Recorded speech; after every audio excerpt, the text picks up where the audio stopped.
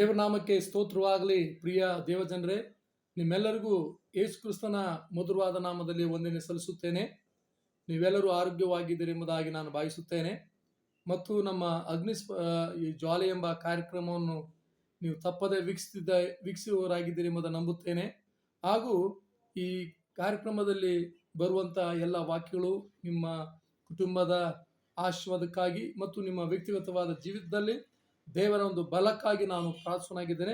ಅದಲ್ಲದೆ ಈ ಒಂದು ಅಗ್ನಿಜ್ವಾಲೆ ಎಂಬ ಕಾರ್ಯಕ್ರಮವನ್ನು ಯೂಟ್ಯೂಬ್ ಚಾನಲ್ನಲ್ಲಿ ನೀವು ತಪ್ಪದೆ ನೋಡಿ ಮತ್ತು ಅದನ್ನು ಸಬ್ಸ್ಕ್ರೈಬ್ ಮಾಡಿ ಮತ್ತು ನಿಮ್ಮೆಲ್ಲ ಸ್ನೇಹಿತರಿಗೆ ತಿಳಿಸಬೇಕಾಗಿ ನಾನು ನಿಮ್ಮನ್ನು ಹೃದಯಪೂರ್ವಕವಾಗಿ ನಿಮ್ಮನ್ನು ವಿನಂತಿಸಿಕೊಳ್ಳುವನಾಗಿದ್ದೇನೆ. ಅದಲ್ಲದೆ ಇವತ್ತು ನಾವು ಕೀರ್ತನೆ ಭಾಗಗಳಿರುವಂಥ ವಾಕ್ಯಗಳು ನಾವು ಧ್ಯಾನಿಸಿಕೊಳ್ಳೋಣ. ಕೀರ್ತನೆಗಳು ಎಂಬ ವಿಷಯದಲ್ಲಿ, ಯಾಕಂದರೆ ನಾನು ಈಗ ಮಾಡಿರುವಂಥ ಈ ವಿಡಿಯೋದನ್ನು ನೀವು ಪೂರ್ತಿಯಾಗಿ ನೋಡಬೇಕು. ಮತ್ತು ನಡುವೆ ಎಲ್ಲಿ ಸ್ಕಿಪ್ ಮಾಡಿಬಿಡಿ. ಯಾಕಂದರೆ ನಡುವೆ ನೀವು ಸ್ಕಿಪ್ ಮಾಡಿದರೆ ಇದು ನಿಮಗೆ ಅರ್ಥವಾಗುವುದಿಲ್ಲ. ಯಾಕಂದರೆ ಈ ಪೂರ್ತಿ ವಿಡಿಯೋ ನೋಡಿ. ಸ್ವಲ್ಪ ಲೆಂದಿ ಆಗಿರುತ್ತೆ, ಉದ್ದವಾಗಿದೆ. ಅದಕ್ಕೆ ಯಾಕಂದರೆ ವಿಷಯ ಆ ರೀತಿ ಇರುತ್ತದೆ. ಅದಕ್ಕಾಗಿ ನಾನು ನಿಮಗೆ ಆದಷ್ಟು ಮಟ್ಟಿಗೆ ಪೂರ್ತಿ ವಿಷಯವನ್ನು ತಿಳಿಸಲಿಕ್ಕೆ ನಾನು ಪ್ರಯತ್ನ ಪಡುತ್ತೇನೆ. ಯಾಕಂದರೆ ವಾಕ್ಯದಲ್ಲಿ ಒಂದು ರಹಸ್ಯಗಳು ನಾವು ತಿಳ್ಕೊಳ್ಳುವ ಹಾಗೆ ದೇವರು ನಮಗೆ ಸಹಾಯ ಮಾಡಲಿ. ಕಾರ್ಯಕ್ರಮ ನೋಡೋ ಮುಂಚೆ ನಾವು ಪ್ರಾರ್ಥನೆ ಮಾಡಿಕೊಳ್ಳೋಣ. ನಮ್ಮನ್ನು ಬಹಳವಾಗಿ ಪ್ರೀತಿಸುವಂಥ ಸ್ವರ್ಗೀಯ ತಂದೆ, ನಾವು ನಿನಗೆ ಸ್ತೋತ್ರ ಮಾಡುತ್ತೇವೆ. ಮತ್ತು ಈ ಕಾರ್ಯಕ್ರಮವನ್ನು ನೋಡ್ತಿರುವಂಥ ಪ್ರತಿಯೊಬ್ಬರು ನೀನು ಆಶೀರ್ವದಿಸು. ಈ ಅಗ್ನಿ ಜ್ವಾಲ ಎಂಬ ಕಾರ್ಯಕ್ರಮ ಮೂಲಕವಾಗಿ ಅನೇಕರು ಆಶೀರ್ವಾದ ಹೊಂದುವಂತೆಯೂ ಮತ್ತು ಸತ್ಯವನ್ನು ತಿಳ್ಕೊಳ್ಳುವಂತೆಯೂ, ನಿನ್ನ ದೈವ ಗ್ರಂಥದಲ್ಲಿ ಸತ್ಯವೇದದಲ್ಲಿ ಬರೆಯಲ್ಪಟ್ಟ ಪ್ರತಿ ವಿಷಯಗಳನ್ನು ತಿಳ್ಕೊಂಡು ಮತ್ತು ಆ ವಾಕ್ಯದ ನೆಲೆಯಾಗಿ ನಿಲ್ಲುವಂತೆ ನೀವು ಸಹಾಯ ಮಾಡು. ಕರ್ತನೆ, ಈ ಕಾರ್ಯಕ್ರಮ ನೋಡುವಂಥ ಪ್ರತಿಯೊಬ್ಬರ ಜೀವಿತದಲ್ಲಿ ನೀನು ಅದ್ಭುತಗಳನ್ನು, ಆಶ್ಚರ್ಯ ಕಾರ್ಯಗಳನ್ನು, ಮಹತ್ ಕಾರ್ಯಗಳನ್ನು, ಆರೋಗ್ಯ, ಆಯುಷ್ಯ ಕೊಟ್ಟು ನಡೆಸಬೇಕಾಗಿ ಬೇಡಿಕೊಳ್ತೇನೆ. ನಿಂದ ಅಸಾಧ್ಯವಾದ ಒಂದಿಲ್ಲ. ಮುಂದಿನ ಸಮಯ ನಾನು ನಿಮಗೆ ಒಪ್ಪಿಸುತ್ತಾ ನಮ್ಮ ಕರ್ತನಾದ ಯೇಸುವಿನ ಹೆಸರಿನಲ್ಲಿ ಬೇಡಿ ಹೊಂದಿ ನಮ್ಮ ತಂದೆಯೇ, ಆಮೇನ್. ಪ್ರಿಯರೇ, ಕೀರ್ತನೆಗಳು ತಮಗೆಲ್ಲ ಗೊತ್ತಿದೆ. ಸತ್ಯವೇದದಲ್ಲಿ ಅತಿ ಹೆಚ್ಚಾಗಿ ಓದುವಂಥ ಭಾಗವು ಕೀರ್ತನೆಗಳು ಆಗಿದೆ. ಈ ಕೀರ್ತನೆಗಳು ಎಲ್ಲ ಅಧ್ಯಾಯಗಳು ದಾವೀದನು ಬರೆದಿರುವುದಿಲ್ಲ. ಕೆಲವುಗಳನ್ನು ದಾವೀದನು ಬರೆದಿದ್ದಾನೆ ಮತ್ತು ಕೆಲವುಗಳು ದೇವರಿಂದ ಪ್ರೇರಿತವಾದಗಳು ಮತ್ತು ಹಳೆಯೊಡಂಬಡಿಕೆ ಚರಿತ್ರೆಯಿಂದ ಪುಸ್ತಕದಿಂದ ಆರಿಸಿಕೊಂಡಂಥ ಭಾಗವಾಗಿದೆ. ಮತ್ತು ಮುಖ್ಯವಾಗಿ ನಾನು ನಿಮಗೆ ಹೇಳಬೇಕಂತ ಮುಖ್ಯವಾದ ವಿಷಯ ಏನಂದರೆ, ಈ ಕೀರ್ತನೆಗಳು ಎಂಬುದಾಗಿದೆಯಲ್ಲ, ಇದು ಒಂದು ಪ್ರವಾದನೆ ಪುಸ್ತಕವಾಗಿ ನಾವು ಕಾಣಬಹುದಾಗಿದೆ. ಸತ್ಯವೇದದಲ್ಲಿ ಅನೇಕರು ಇವತ್ತಿಗೂ ಸಹ ಆದಿಂದ ಹಿಡಿದು ಇವತ್ತಿಗೂ ಸಹ ಕೀರ್ತನೆಗಳು ಓದುವಲ್ಲಿ ಹೆಚ್ಚು ಜನ ಆಸಕ್ತಿ ಹೊಂದುತ್ತಾರೆ.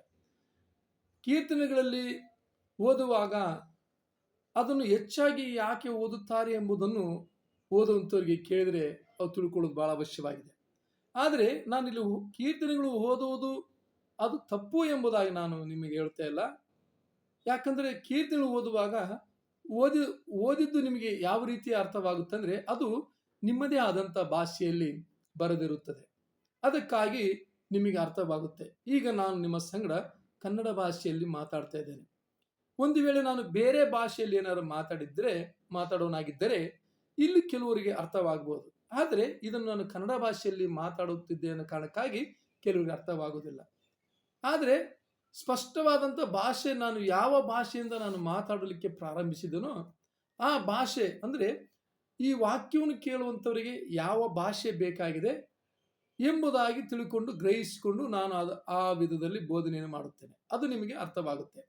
ಅದೇ ರೀತಿಯಲ್ಲಿ ಈಗ ನಾನು ನಿಮ್ಮ ಸಂಗಡ ಕನ್ನಡದಲ್ಲಿ ಮಾತಾಡ್ತಾ ಇದ್ದೇನೆ.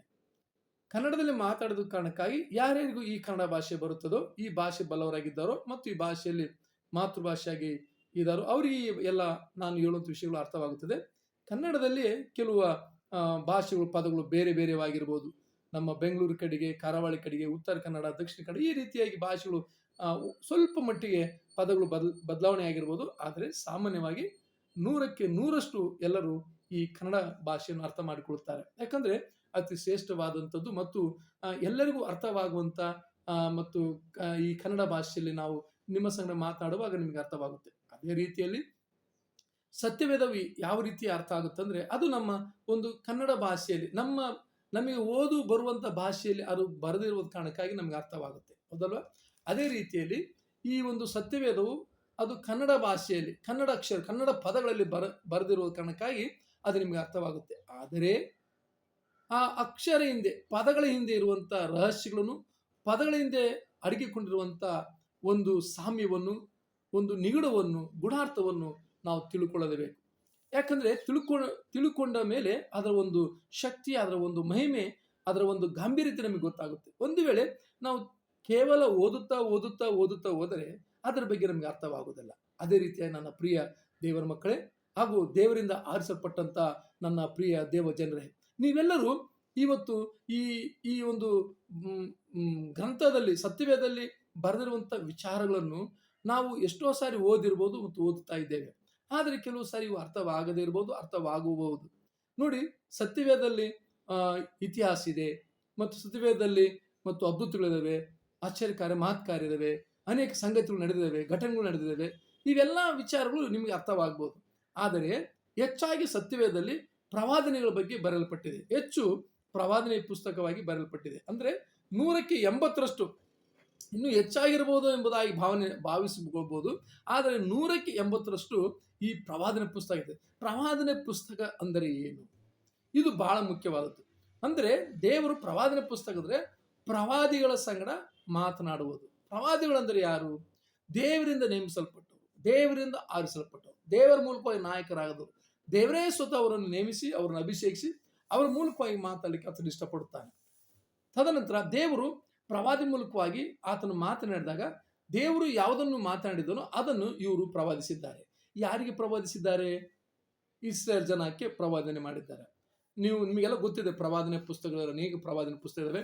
ನೀವು ಆದಿಕಾಂಡ ಪುಸ್ತಕದ ಮಲಕಿ ಗ್ರಂಥದಲ್ಲಿ ಓದುವಾಗ, ಮತ್ತು ಅದೇ ರೀತಿಯಾಗಿ ನೀವು ಎಲ್ಲಿ ನಮ್ಮ ಯೆಶಾಯ ಗ್ರಂಥ ಇರ್ಬೋದು, ಆಮೇಲೆ ಯೆಶಾಯ ಗ್ರಂಥದಿಂದ ಆಮೇಲೆ ಜ್ಞಾನೋಕ್ತಿ ಪುಸ್ತಕ, ಪ್ರಸಂಗಿ, ಪರಮಗೀತೆ, ಕೀರ್ತನೆಗಳು, ಯೋಬ, ಇವೆಲ್ಲ ಪುಸ್ತಕ ಓದುವಾಗ ಇಲ್ಲಿ ಕೆಲವು ವಿಷಯಗಳು ಉದುವಾಗಿ ಅಂದರೆ ಗೂಢಾರ್ಥವಾಗಿ ಬರೆಯಲ್ಪಟ್ಟಿದೆ. ಸಾಮಾನ್ಯವಾಗಿ ಯಾರು ಈ ಪ್ರವಾದನೆ ಪುಸ್ತಕ ಓದಲಿಕ್ಕೆ ಹೋಗೋದಿಲ್ಲ. ಯಾಕಂದ್ರೆ ಪ್ರವಾದನೆ ಪುಸ್ತಕ ಓದುವಾಗ ಕೆಲವರಿಗೆ ಅರ್ಥವಾಗೋದಿಲ್ಲ. ಇದು ಏನೇನೋ ಬರೆಯಲ್ಪಟ್ಟಿದೆ, ಇದು ಯಾವುದ್ಯಾವುದೋ ವಿಷಯ ಬರೆಯಲ್ಪಟ್ಟಿದೆ, ನಮ್ಗೆ ಯಾಕಪ್ಪ ನಮಗಿದು ಅರ್ಥವಾಗುವುದಿಲ್ಲ ಎಂಬುದಾಗಿ ತಿಳ್ಕೊಂಡು ಅಲ್ಲಿರುವಂಥ ಊರುಗಳು, ಅಲ್ಲಿರುವಂಥ ಸ್ಥಳಗಳು, ಅಲ್ಲಿರುವಂಥ ವ್ಯಕ್ತಿಗಳು, ಅಲ್ಲಿರುವಂಥ ಪ್ರತಿಯೊಂದು ಏನು ಪ್ರಾಣಿಗಳ ವಿಷಯದಲ್ಲಿ ಇವೆಲ್ಲ ಪ್ರವಾದನೆ ಆಗಿದೆ.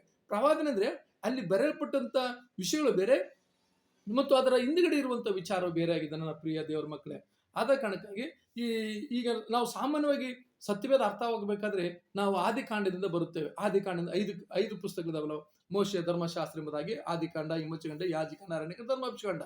ಈ 5 ಗ್ರಂಥದಲ್ಲಿ ಓದುವಾಗ ನಮಗೆ ಇಸ್ರೇಲರ ಒಂದು ಪ್ರಯಾಣ, ಅವರು ಎಲ್ಲಿಂದ ಎಲ್ಲಿಗೆ ಹೇಗೆ ರೀತಿ ಹೋದ್ರು, ಯಾವ ರೀತಿ ಹೋದ್ರು, ಏನೇನಾಯಿತು ಎಂಬುದೆಲ್ಲ ಬರೆಯಲ್ಪಟ್ಟೆ. ಅದಲ್ಲ, ತದನಂತರ ನೀವು ನೋಡ್ಬೋದು ನ್ಯಾಯಸ್ಥಾಪರು ಬರ್ತಾರೆ, ಆಮೇಲೆ ಅರಸರು ಬರ್ತಾರೆ, ಆಮೇಲೆ ಪ್ರವಾದಿಗಳು ಬರ್ತಾರೆ. ಇವರೆಲ್ಲರೂ ದೇವರು ಯಾಕೆ ಈ ಜನಾಂಗವನ್ನು ಆರಿಸಿಕೊಂಡಂದ್ರೆ ಅವರು ಹೆಚ್ಚಾಗಿ ದೇವರೊಂದಿಗೆ ಇರಬೇಕು, ದೇವರೊಂದಿಗೆ ಅವರು ನೆಲೆಯಾಗಿ ನಿಲ್ಲಬೇಕೆಂಬ ಒಂದು ವಿಚಾರದಿಂದ ಈ ಪ್ರವಾದಿಗಳನ್ನು ಆರಿಸಿಕೊಳ್ಳುತ್ತಾನೆ. ಅದರಲ್ಲಿ ಶ್ರೇಷ್ಠವಾದ ಪ್ರವಾದಿಗಳಲ್ಲಿ ಒಂದು ನೋಡುತ್ತೇವೆ, ಸಮುವೇಲನ ಪ್ರವಾದನೆ. ಸಮುವೇಲನು ಒಬ್ಬ ಶ್ರೇಷ್ಠವಾದ ಇಸ್ರಾಯೇಲರಿಗೆ ಪ್ರವಾದಿಯಾಗಿದ್ದನು ಮತ್ತು ಹಾಗೂ ಆತನು ನ್ಯಾಯಸ್ಥಾಪಕನೂ ಸಹ ಆಗಿದ್ದನು ಎಂಬುದಾಗಿ ಮೊದಲನಾಗಿ ತಿಳ್ಕೊಳ್ಳೋಣ ಪ್ರಿಯರೇ. ಹಾಗಾದ್ರೆ ಈ ಪ್ರವಾದನೆ ಪುಸ್ತಕ ಏನಾಗುತ್ತಂದ್ರೆ ಇದು ಮುಖ್ಯವಾಗಿ ಈ ಒಂದು ಸತ್ಯವೇದ ಏನಿದೆಲ್ಲ, ಈ ಬೈಬಲ್ ಎಂಬುದನ್ನ ಕರಿತೀವಲ್ಲ, ಇದು ಒಂದು ನಾವು ಇದು ಸುಲಭವಾಗಿದೆ ಎಂಬುದಾಗಿ ನಾವು ತಿಳ್ಕೊಳ್ಬಹುದು. ಓದ್ಲಿಕ್ಕೆ ಸುಲಭವಾಗಿದೆ, ಅರ್ಥ ಮಾಡ್ಕೊಳ್ಳಿಕ್ಕೆ ಬಹಳ ಕಷ್ಟಕರವಾದದ್ದು. ಯಾಕಂದ್ರೆ ಇದರಿರುವಂತ ವಿಚಾರಗಳನ್ನು ನಾವು ಅಲ್ಲಿ ಬರೆಯಲ್ಪಟ್ಟಂತ ಒಂದೊಂದು ಪದ, ಒಂದೊಂದು ಅಕ್ಷರ ಮತ್ತು ಅಲ್ಲಿರುವಂತ ಕೆಲವು ಮಾಹಿತಿಗಳು ಅದು ಬಹಳ ಗುಪ್ತವಾದದ್ದು ಮತ್ತು ಅದು ನಿಗೂಢವಾದದ್ದು. ನನ್ನ ಪ್ರಿಯ ದೇವರ ಮಕ್ಕಳೇ, ನೀವು ನಮ್ಮ ಯಾವಾಗಲೂ ಈ ಅಗ್ನಿ ಜ್ವಾಲೆ ಎಂಬ ಕಾರ್ಯಕ್ರಮ ನೋಡ್ತಾ ಇರಿ, ನೀವು ಸ್ಕಿಪ್ ಮಾಡಿಬಿಡಿ. ಸ್ಕಿಪ್ ಮಾಡಿದ್ರೆ ನಾನು ಯಾವ ವಿಚಾರ ಹೇಳ್ತೇನೆ ನಿಮ್ಗೆ ಅರ್ಥ ಆಗೋದಿಲ್ಲ. ಕೆಲವರು ಏನು ಮಾಡ್ತಾರೆ, ಸ್ವಲ್ಪ ನೋಡಿಬಿಟ್ಟು ಅಯ್ಯೋ ಇದೇನಪ್ಪ ಅಂತ ಹಿಂದೆ ಸರಿಬೋದು. ಆದರೆ ನೀವೇನು ಮಾಡಿದ್ರೆ ಇದನ್ನು ನಿಮಗೆ ಯಾವಾಗ ಸಮಯ ಇರುತ್ತಲ್ಲ ಆವಾಗ ನಿಧಾನವಾಗಿ ಇದನ್ನು ನೋಡಿ ಮತ್ತು ಇದನ್ನು ತಿಳ್ಕೊಳ್ಳಿ. ನಿಮ್ಗೇನಾದ್ರು ಸಂದೇಹ ಬಂದರೆ ನಮಗೆ ಕಾಲ್ ಮಾಡಿ, ನಾನು ನಿಮಗೆ ನಂಬರ್ ಕೊಟ್ಟಿರ್ತೇವೆ. ದೇವರಾಮ ಸ್ತೋತ್ರ. ಇದ್ರ ಮುಖ್ಯವಾಗಿ ಅನೇಕ ಗ್ರಂಥಗಳು ಇದ್ದಾವೆ. ಇದರಲ್ಲಿ ಟೋಟಲ್ ಸತ್ಯವೇದದಲ್ಲಿ 66 ಪುಸ್ತಕ ನೋಡುತ್ತೇವೆ, 39 ಹಳೆ ಒಡಂಬಡಿಕೆಯಲ್ಲಿ ಮತ್ತು 27 ಹೊಸ ಒಡಂಬಡಿಕೆಯಲ್ಲಿ ಪುಸ್ತಕಗಳು ನಾವು ನೋಡ್ತೇವೆ. ಟೋಟಲ್ 66, ಎಲ್ಲ ಸೇರಿ 66 ಪುಸ್ತಕಗಳು ಇಲ್ಲಿ ಬರೆಯಲ್ಪಟ್ಟಿದೆ. ಇವೆಲ್ಲ ಕೆಲವು ಪುಸ್ತಕ ನಿಮ್ಗೆ ಅರ್ಥವಾಗ್ಬೋದು, ಅದು ಸುವಾರ್ತೆ ನಿಮ್ಗೆ ಅರ್ಥ ಆಗ್ಬೋದು. ಸುವಾರ್ತೆಯಲ್ಲಿ ಹೆಚ್ಚಾಗಿ ಯೇಸು ಸ್ವಾಮಿ ಅವರು ಸಹ ಒಂದು ಪ್ರವಾದನೆ ಮೂಲಕವಾಗಿ ಮಾತನಾಡಿದ್ದಾರೆ. ಕೆಲವು ಮಹಾಪಂಡಿತರಿಗೆ ಮತ್ತು ಅನೇಕರಿಗೆ ಅದು ಅರ್ಥವಾಗಲಿಲ್ಲ, ಯಾಕಂದ್ರೆ ಅವರು ಅರ್ಥವಾಗಲಿಕ್ಕೆ ತುಂಬಾ ಕಷ್ಟಪಟ್ಟರು ಎಂಬುದು ನಾವು ನೋಡಿಕೊಳ್ಳಬಹುದು. ಅದರಲ್ಲಿ ಒಂದು ವಾಕ್ಯ ನಾನು ಓದುತ್ತೇನೆ, ಕೀರ್ತನೆಗಳು ಹೇಳುವ ಮುಂಚೆ ನಾವು ಮತ್ತಾಯನ ಸುವಾರ್ತೆಯಲ್ಲಿ ನೋಡಿಕೊಳ್ಳೋಣ. ಒಂದು ವಾಕ್ಯ ನಾನು ನಿಮಗೆ ನೆನಪು ಬರ್ತದೆ. 13ನೇ ಅಧ್ಯಾಯದಲ್ಲಿ ಒಂದು ಮಾತು ಅಲ್ಲಿ ಬರೆಯಲ್ಪಟ್ಟಿದ್ದಾರೆ. 13ನೇ ಅಧ್ಯಾಯದಲ್ಲಿ ಮತ್ತಾಯನ ಸುವಾರ್ತೆ, ನಿಮ್ಮ ಸತ್ಯವೇದದವರು ಸೇರಿರಿ, ಮತ್ತಾಯನ ಸುವಾರ್ತೆ 13ನೇ ಅಧ್ಯಾಯದಲ್ಲಿ ಏನು ಬರೆಯಲ್ಪಟ್ಟಿದೆ ಅಂದ್ರೆ ಅಲ್ಲಿ 11ನೇ ವಾಕ್ಯದಲ್ಲಿ, ಮತ್ತಾಯನ ಸುವಾರ್ತೆ 13ನೇ 11ನೇ ವಾಕ್ಯದಲ್ಲಿ, ಪರಲೋಕ ರಾಜ್ಯದ ಗುಟ್ಟುಗಳನ್ನು ತಿಳಿಯುವರು ನಿಮಗೆ ಕೊಟ್ಟಿದೆ, ಅವರಿಗೆ ಕೊಟ್ಟಿಲ್ಲ. ನೋಡಿ, ಇಲ್ಲಿ ಪರಲೋಕ ರಾಜ್ಯದ ವರವು ತಿಳಿಯುವ ವರವು ನಿಮಗೆ ಕೊಡಲ್ಪಟ್ಟಿದೆ, ಅವರಿಗೆ ಕೊಡಲ್ಪಟ್ಟಿದೆ. ಅವರಿಗೆ ಅಂದ್ರೆ ಯಾರಿಗೆ, ಯಾರ ಬಗ್ಗೆ ಮಾತಾಡ್ತಿದ್ದಾನೆ ಇಲ್ಲಿ? ನೀವು ಆಮೇಲೆ ಆ ಪುಸ್ತಕವನ್ನು ಓದ್ಬೋದು. ಯಾವ್ದು? ಮತ್ತಾಯನ ಸುವಾರ್ತೆ 13ನೇ ಪೂರ್ತಿಯಾಗಿ ಓದ್ರಿ, ಅಲ್ಲಿ ಪರಲೋಕ ರಾಜ್ಯದ ಬಗ್ಗೆ ಬರಲ್ಪಟ್ಟಿದೆ. ಆದ್ರೆ ಇಲ್ಲಿ ನೋಡೋ, ನಾನು ನಿಮಗೆ ಹೇಳೋ ವಿಚಾರ ಏನಂದ್ರೆ, ಯೇಸು ಸ್ವಾಮಿಯವರು ಯಾವಾಗಲೂ ಮಾತಾಡೋ ಸಮಯದಲ್ಲಿ ಅವರು ಪ್ರವಾದನೆ ರೀತಿಯಲ್ಲಿ ಮಾತಾಡ್ತಾರೆ, ಸಾಮ್ಯವಾದ ರೀತಿಯಲ್ಲಿ ಮಾತಾಡ್ತಾರೆ, ಗೂಢವಾಗಿ.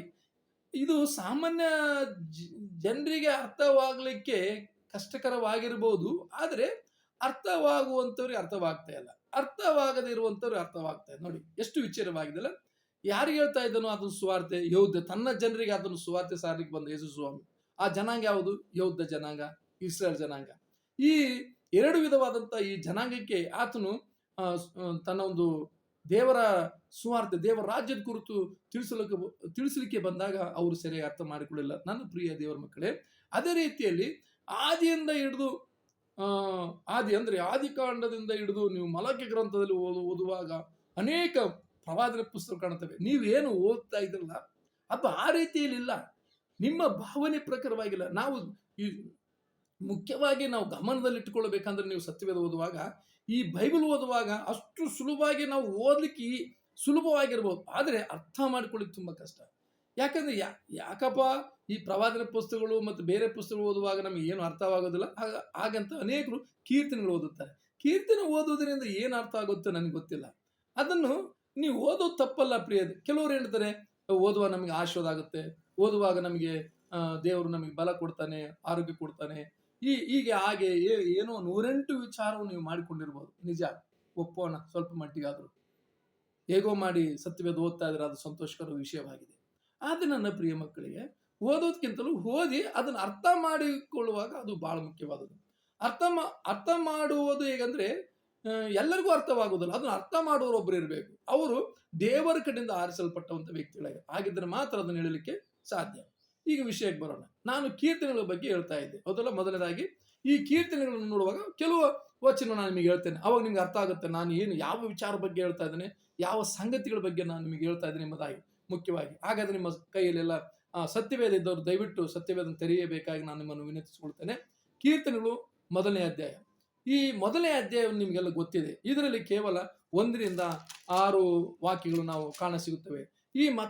ಈ ಕೀರ್ತನೆಗಳು 6ನೇ ಅಧ್ಯಾಯದಲ್ಲಿ ಕೀರ್ತನೆ 1ನೇ ಅಧ್ಯಾಯದಲ್ಲಿ ಇಲ್ಲಿ ನೋಡುವಾಗ, ಇಲ್ಲಿ ಈ ವಾಕ್ಯವನ್ನು 6 ವಾಕ್ಯವನ್ನು ಓದುವಾಗ ಒಂದು ರೀತಿ ಒಂದು ಪ್ರವಾದನೆ ಪುಸ್ತಕ ಎಂಬುದಾಗಿ ಇದನ್ನು ಕರೆಯಬಹುದು. ಇದರ ಬಗ್ಗೆ ಹೆಚ್ಚಾಗಿ ತಿಳ್ಕೊಳ್ಬೇಕಾದ್ರೆ ಕೆಲವು ರೆಫರೆನ್ಸ್ಗಳು ನೀವು ಆರಿಸಿಕೊಳ್ಳಬಹುದು. ಅದನ್ನು ಯೆರೆಮೀಯನ ಪ್ರವಾದನೆ ಗ್ರಂಥ 17ನೇ ಅಧ್ಯಾಯ 5ರಿಂದ 8 ವಾಕ್ಯ ಮತ್ತು ಮತ್ತಾಯನ ಸುವಾರ್ತೆ 13ನೇ ಅಧ್ಯಾಯ 14 ವಾಕ್ಯ. ಇವೆರಡು ವಾಕ್ಯವನ್ನು ಓದುವಾಗ ನಿಮ್ಗೆ ಗೊತ್ತಾಗುತ್ತೆ ಪ್ರವಾದನೆ ಅಂದ್ರೆ ಏನು, ಪ್ರವಾದನೆ ಒಳಗಿರುವಂತಹ ಆ ವಾಕ್ಯದ ಅರ್ಥ ಏನೆಂಬುದು ನಾವು ತಿಳ್ಕೊಳ್ಬೇಕು. ಮೊದಲು ನಿಧಾನವಾಗಿ ತಿಳ್ಕೊಳ್ಳೋಣ. ಒಂದೇ ರೀತಿಯಲ್ಲಿ ಯಾವಾಗಲೂ ಸತ್ಯವಾದ ಅರ್ಥವಾಗುವುದಿಲ್ಲ, ಅದು ನಿಧಾನವಾಗಿ ತಿಳ್ಕೊಳ್ಬೇಕು. ಯಾವಾಗ ಹೇಳೋರು ಇರ್ತಾರೋ ಅವ್ರು ಕೇಳಿ ಅದನ್ನು ಸರಿಯಾಗಿ ತಿಳ್ಕೊಂಡು ಗ್ರಹಿಸ್ಕೊಳ್ಬೇಕು. ಮೊದಲು ನೀವು ವಾಕ್ಯವನ್ನು ನಿಮ್ಮ ತಲೆ ಒಳಗಡೆ ಹಾಕೊಳ್ಬೇಕಂದ್ರೆ ನಿಮ್ಮ ಹೃದಯದಲ್ಲಿರುವಂಥದ್ದನ್ನು ನೀವು ಖಾಲಿ ಮಾಡಿಕೊಳ್ಳಿ. ಯಾಕಂದ್ರೆ ಮಡಿಕೆಯಲ್ಲಿರುವಂಥ ನೀರನ್ನು, ಬಿಂದಿಗೆಯಲ್ಲಿರುವಂಥ ನೀರನ್ನು ಮೊದಲು ಅದು ಬಹಳ ದಿನ ಇಡಬಾರ್ದು. ಇಟ್ಟರೆ ಅದು ಒಂದು ವೇಳೆ ಅದು ಕೊಳೆಯಬಹುದು, ಅದು ಒಂದು ರೀತಿ ಪಾಚಿ ಕಟ್ಟಬಹುದು. ಅದಕ್ಕಾಗಿ ಅದನ್ನು ಆವಾಗ ತೊಳೆಯಬೇಕು, ಅದು ಹೊರಗೆ ಚೆಲ್ಲಬೇಕು. ನಿಮ್ಮ ಜೀವಿತದಲ್ಲಿರುವಂಥ ಅಂದ್ರೆ ಹಳೆಯ ವಿಚಾರ, ನೀವು ಯಾವುದೇ ಒಂದು ವಿಚಾರ ನಿಂತ್ಕೊಂಡು ನಾನು ಏನು ಹೇಳ್ತಾ ಇದ್ದೇನೆ ನೀವೇನು ಕೇಳ್ತೇನೆ ಎಂಬುದು ಅರ್ಥವಾಗಲಿಕ್ಕೆ ಸಾಧ್ಯವಿಲ್ಲ. ಆದ್ದರಿಂದ ನನ್ನ ಪ್ರಿಯ ದೇವರ ಮಕ್ಕಳೇ, ಈ ವಾಕ್ಯವನ್ನು ಗ್ರಹಿಸ್ತಾ ಇದ್ರಲ್ಲ, ಈ 1ನೇ ಕೀರ್ತನೆ ನೋಡೋಣ ಕೆಲವು ನಿಮಿಷವರೆಗೆ. ಈ 1ನೇ ಕೀರ್ತನೆಯಲ್ಲಿ ಏನು ಬರೆಯಲ್ಪಟ್ಟಿದೆ? ಇದು ಎಲ್ಲರೂ ದಾವೀದನ ಕೀರ್ತನೆ ಎಂಬುದಾಗಿ ಹೇಳ್ತಾರೆ, ಆದರೆ 1ನೇ ಕೀರ್ತನೆಯಲ್ಲಿ ದಾವೀದನ ಕೀರ್ತನೆ ಎಂಬುದಾಗಿ ಬರೆಯಲ್ಪಟ್ಟಿಲ್ಲ. ಇದು ಪ್ರವಾದನೆ ಪುಸ್ತಕವಾಗಿದೆ. ಪ್ರವಾದನೆ ಅಂದ್ರೆ ಅದು ದೇವರ ಭಾಷೆಯಿಂದ ಹೇಳಲ್ಪಟ್ಟಿದೆ. ಅದಕ್ಕಾಗಿ ಇದನ್ನು ಅರ್ಥ ಮಾಡಿಕೊಳ್ಳೋಣ, ನಿಧಾನವಾಗಿ ಅರ್ಥ ಮಾಡಿಕೊಳ್ಳೋಣ. ಅವಾಗ ಒಂದೊಂದು ವಿಚಾರ ಬಂದು ನಿಮ್ಗೆ ಅರ್ಥವಾಗುತ್ತೆ. ಸರಿ, ಇಲ್ಲಿ 3 ವಿಚಾರವನ್ನು ನೋಡ್ಕೊಳ್ಳೋಣ. ಮೊದಲು ನಾನು ಒಂದು ವಾಕ್ಯವನ್ನು ಓದುತ್ತೇನೆ. ಕೀರ್ತನೆ 1ನೇ ಅಧ್ಯಾಯ 1ರಿಂದ 1 ವಾಕ್ಯ. ಯಾವನು ದುಷ್ಟರ ಆಲೋಚನೆಯಂತೆ ನಡೆಯದೆ, ಪಾಪಾತ್ಮರ ಮಾರ್ಗದಲ್ಲಿ ನಿಂತುಕೊಳ್ಳದೆ, ಧರ್ಮ ನಿಂದಕರೊಡನೆ ಕೂತುಕೊಳ್ಳದೆ. ಇಲ್ಲಿ 3 ವಿಷಯ ಇದಾವೆ. 1 ದುಷ್ಟರ ಆಲೋಚನೆಯಂತೆ, 2 ಪಾಪಾತ್ಮ ಮಾರ್ಗದಲ್ಲಿ, 3 ಧರ್ಮ ನಿಂದಕರೊಡನೆ. ಇವರು ಯಾರಾಗಿರ್ಬಹುದು? ಇಲ್ಲಿ ನೋಡಿ, ದುಷ್ಟರು, ಪಾಪಾತ್ಮರು, ಧರ್ಮ ನಿಂದಕರು, ಇವರು ಯಾರಾಗಿರ್ಬಹುದು ಎಂಬುದನ್ನು ಅರ್ಥ ಮಾಡಿಕೊಳ್ಳೋದಾದ್ರೆ ಒಂದು ಮಾತು ನಿಮ್ಮ ತಲೆಯಲ್ಲಿರಲಿ ಯಾವಾಗಲೂ. ನೀವು ಯಾವಾಗಲೂ ಸತ್ಯವೇದ ಓದುವಾಗ ಈ ಒಂದು ಪವಿತ್ರವಾದ ಗ್ರಂಥವು ದೇವರ ಮಕ್ಕಳಿಗೆ ಬರೆಯಲ್ಪಟ್ಟಿದೆ. ದೇವರ ಮಾರ್ಗದಲ್ಲಿರುವವರು, ಕರ್ತನನ್ನು ತನ್ನ ರಕ್ಷಕನಾಗಿ ಸ್ವೀಕರಿಸುವಂತವರಿಗಾಗಿ ಇದು ಬರೆಯಲ್ಪಟ್ಟಿದೆ. ನಾವು ಸಾಮಾನ್ಯವಾಗಿ ಇಲ್ಲಿರುವಂತ ದುಷ್ಟರು, ಪಾಪಾತ್ಮರು, ಧರ್ಮನಿಂದಕರು ಎಂಬುದಾಗಿ ಹೇಳ್ಕೊಳ್ಳುವುದಾದ್ರೆ ನಾವೇನು ತಿಳ್ಕೊಳ್ತೀವಿ? ಬೇರೆ ಯಾರೇ ಇರ್ಬೋದು, ನಾವಲ್ಲ ಎಂಬುದಾಗಿ. ಪ್ರಿಯ ದೇವರ ಮಕ್ಕಳೇ, ಇಲ್ಲೇ ನೀವು ಸ್ವಲ್ಪ ಒಂದು ಸಣ್ಣ ತಪ್ಪು ಮಾಡಿದ್ದೀರಿ. ನೀವು ಬೈಬಲ್ ಓದುವಾಗ ಅದು ನಿಮಗೆ ಹೇಳ್ತಾ ಇದೆ, ಬೇರೆಯವರಿಗೆ ಅಲ್ಲ. ಅದು ನಿಮಗೆ ನಿಮ್ಮನ್ನು ಸರಿಪಡಿಸಬೇಕು, ನಿಮ್ಮನ್ನು ಪವಿತ್ರಗೊಳಿಸಬೇಕು, ನಿಮ್ಮನ್ನು ಪರಿಶುದ್ಧತೆಯಲ್ಲಿ ನಡೆಸಬೇಕು, ದೇವರ ಒಂದು ಮಾತಿನಲ್ಲಿ ಅನ್ಯೋನ್ಯತೆಯಲ್ಲಿ ಇರಬೇಕೆಂಬುದಾಗಿ ದೇವರ ವಾಕ್ಯದ ಉದ್ದೇಶವಾಗಿದೆ. ಆದರೆ ಇಲ್ಲಿ ನೋಡ್ತೇವೆ, ದುಷ್ಟರು, ಪಾಪಾತ್ಮರು, ಧರ್ಮನಿಂದಕರು ಎಂಬುದಾಗಿ. ಈ 3 ಜನ ಯಾರಂದ್ರೆ ಒಬ್ಬರೇ ಆಗಿದ್ದಾರೆ. ಯಾರಂದ್ರೆ ಇವರು ದೇವರಿಂದ ಬರುವಂತಹ ಆಶೀರ್ವಾದನ ಹೊಂದಿ, ರಕ್ಷಣೆ ಹೊಂದಿ, ಮತ್ತು ಆತನ ಮಾರ್ಗದಲ್ಲೇ ನಡೆಯುತ್ತಾ, ಆತನ ವಾಕ್ಯ ಕೇಳುತ್ತಾ, ಮತ್ತು ಯಾವಾಗಲೂ ಉಪವಾಸ ಮಾಡುತ್ತಾ, ದೇವರ ಆಲಯಕ್ಕೆ ಹೋಗುತ್ತಾ, ಮತ್ತು ದೇವರಿಂದ ಬರುವಂಥ ಎಲ್ಲ ಗುಣಗಳನ್ನು ಅಂದರೆ ಆಶೀರ್ವಾದ, ಕೃಪೆ, ಅದ್ಭುತಗಳು, ಆಶ್ಚರ್ಯ ಕಾರ್ಯಗಳು, ತಮ್ಮ ಜೀವಿತದಲ್ಲಿ ಬಲವಾದಂಥ ಲಾಭಗಳು, ಶುಭಗಳು ಇವೆಲ್ಲ ಅನುಭವಿಸಿ ದೇವರ ಮಾರ್ಗವನ್ನು ತಿರಸ್ಕರಿಸಿ ತಮ್ಮ ಇಚ್ಛೆಯಂತೆ ತಮ್ಮ ಮನಸ್ಸು ಬಂದಾಗಿ ನಡೆಯೋದು. ಕೆಲವರು ಭಾನುವಾರ ಬಂದರೆ ಪ್ರಾರ್ಥನೆಗೆ ಹೋಗ್ಬೇಕು ಬೇಡ ಅಂತ ತೀರ್ಮಾನ ಮಾಡ್ತಾರೆ. ಇನ್ನು ಕೆಲವರು ದೇವರಿಗೆ ಕೊಡಬೇಕು ಬೇಡ ಎಂಬುದಾಗಿ ತೀರ್ಮಾನ ಮಾಡ್ತಾರೆ. ಇನ್ನು ಕೆಲವರು ಪ್ರಾರ್ಥನೆ ಮಾಡಬೇಕು ಬೇಡ ಎಂಬುದಾಗಿ ತೀರ್ಮಾನ ಮಾಡ್ತಾರೆ. ಇನ್ನು ಕೆಲವರು ಇದ್ದಾರೆ ದೇವರ ಹಾಡನ್ನು ಹಾಡಬೇಕು ಬೇಡ ಎಂಬುದಾಗಿ. ಇನ್ನೂ ಕೆಲವರು ಇದ್ದಾರೆ ದೇವರ ವಾಕ್ಯವನ್ನು ಕೇಳಬೇಕೋ ಬೇಡ ಎಂಬುದಾಗಿ. ನನ್ನ ಪ್ರಿಯ ದೇವರ ಮಕ್ಕಳೇ, ನಾನು ನಿಮ್ಮನ್ನು ಹೃದಯಪೂರ್ವಕವಾಗಿ ವಿನಂತಿಸಿಕೊಳ್ಳೋದು ಏನಂದ್ರೆ ಗೊತ್ತಾ? ದೇವರಿಂದ ಕರೆಯಲ್ಪಟ್ಟವರು, ದೇವರ ಆಶೀರ್ವಾದ ಹೊಂದಿಕೊಂಡವರು, ದೇವರ ಮಾರ್ಗದಲ್ಲಿ ಸದಾಕಾಲ ನಿಲ್ಲುವಂತ ನೀವು ನಾವು ಎಲ್ಲರೂ ಹೀಗೆ ಮಾಡಬಹುದೇ? ದೇವರೊಂದಿಗೆ ನಿಲ್ಲುತ್ತೇವೆ, ದೇವರ ವಾಕ್ಯದೊಂದಿಗೆ ನಡೆಯುತ್ತೇವೆ ಎಂಬುದಾಗಿ ದೇವರೊಂದಿಗೆ ಒಪ್ಪಂದ ಮಾಡಿಕೊಂಡು ಆ ಮಾರ್ಗದಲ್ಲಿ ನಡೆಯದೆ ಹೋದರೆ, ಆ ಮಾರ್ಗದಲ್ಲಿ ನಾನು ಇಲ್ಲದೆ ಹೋದರೆ ಅದರ ಅರ್ಥ ಏನಿದೆ ನನ್ನ ಪ್ರಿಯ ದೇವರ ಮಕ್ಕಳೇ?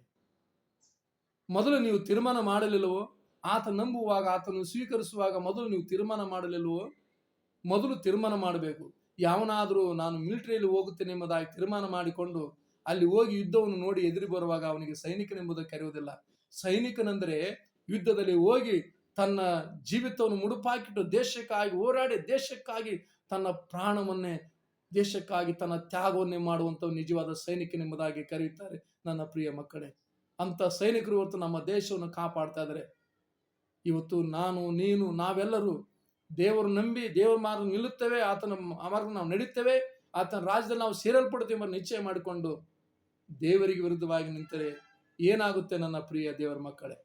ಒಂದು ಸಾರ ಆಲೋಚನೆ ಮಾಡಿ. ದುಷ್ಟರಿಂದ ಯಾರು, ಪಾಪಾತ್ಮರಿಂದ ಯಾರು, ಧರ್ಮನಿಂದಕರಿಂದ ಯಾರು? ಅವರು ಬೇರೆ ಅಲ್ಲ, ಬೇರೆ ಯಾರೆಲ್ಲ.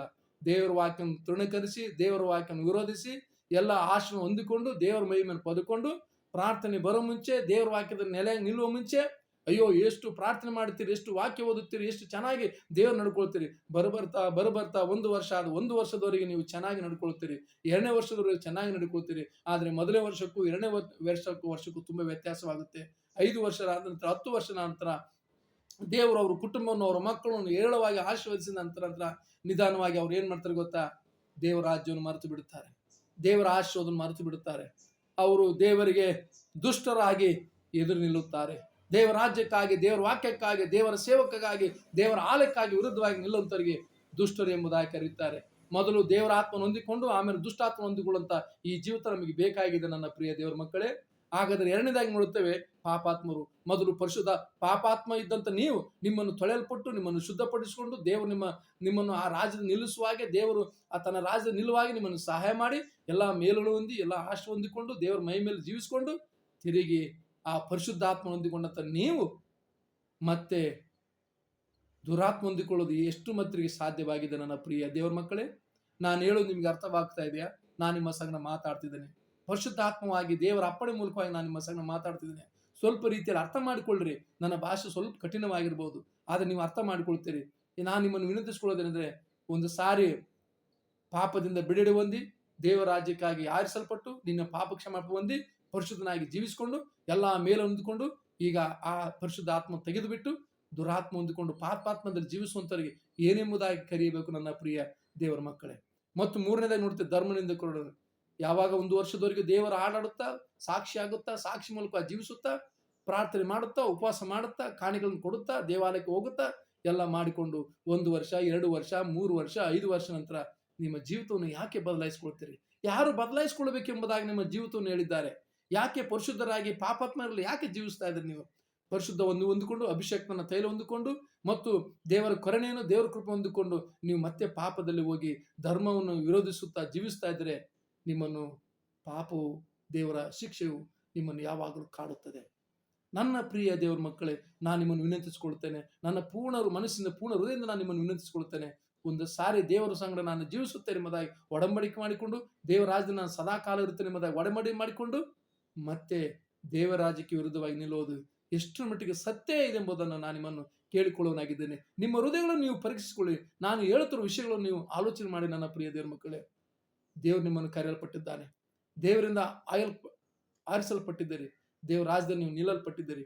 ತಿರುಗಿ ನಾವು ನೋಡಿ, ಯೇಸು ಸ್ವಾಮಿ ಒಂದು ಮಾತು ಹೇಳಿದಾನೆ, ನಾಯಿಯು ತಾನು ಕಕ್ಕಿದ್ದನ್ನು ಮತ್ತೆ ತಿನ್ಲಿಕ್ಕೆ ಹೋಯ್ತು ಎಂಬುದಾಗಿ. ಅವು ಪ್ರಾಣಿಗಳು, ಗೊತ್ತಾಗೋದಿಲ್ಲ ನನ್ನ ಪ್ರಿಯ ಮಕ್ಕಳೇ. ನಾಯಿಗಳಂತೆ ನಾವು ಆಗಬಾರದು. ನಾವು ಮನುಷ್ಯರು, ನಾವು ಬದಲಾಗುತ್ತೇವೆ. ನಮಗೆ ಜ್ಞಾನ ಇದೆ, ನಮ್ಗೆ ಆತ್ಮ ಇದೆ, ನಾವು ಮಾತಾಡುತ್ತೇವೆ. ಒಳ್ಳೇದು ಯಾವುದು, ಕೆಟ್ಟದ್ದು ಯಾವುದು ನಮ್ಗೆ ಗೊತ್ತಾಗುತ್ತೆ. ಹಗಲು ಯಾವುದು, ರಾತ್ರಿ ಯಾವುದು ಎಂಬುದು ಗೊತ್ತಾಗುತ್ತೆ. ಕರಿ ಯಾವುದು, ಕಪ್ಪು ಯಾವುದು ಎಂಬುದಾಗಿ ನಮ್ಗೆ ಗೊತ್ತಾಗುತ್ತೆ. ನೀರು ಯಾವುದು, ನೀರಲ್ಲದ ಯಾವುದು ಎಂಬ ನಮ್ಗೆ ಗೊತ್ತಾಗುತ್ತೆ.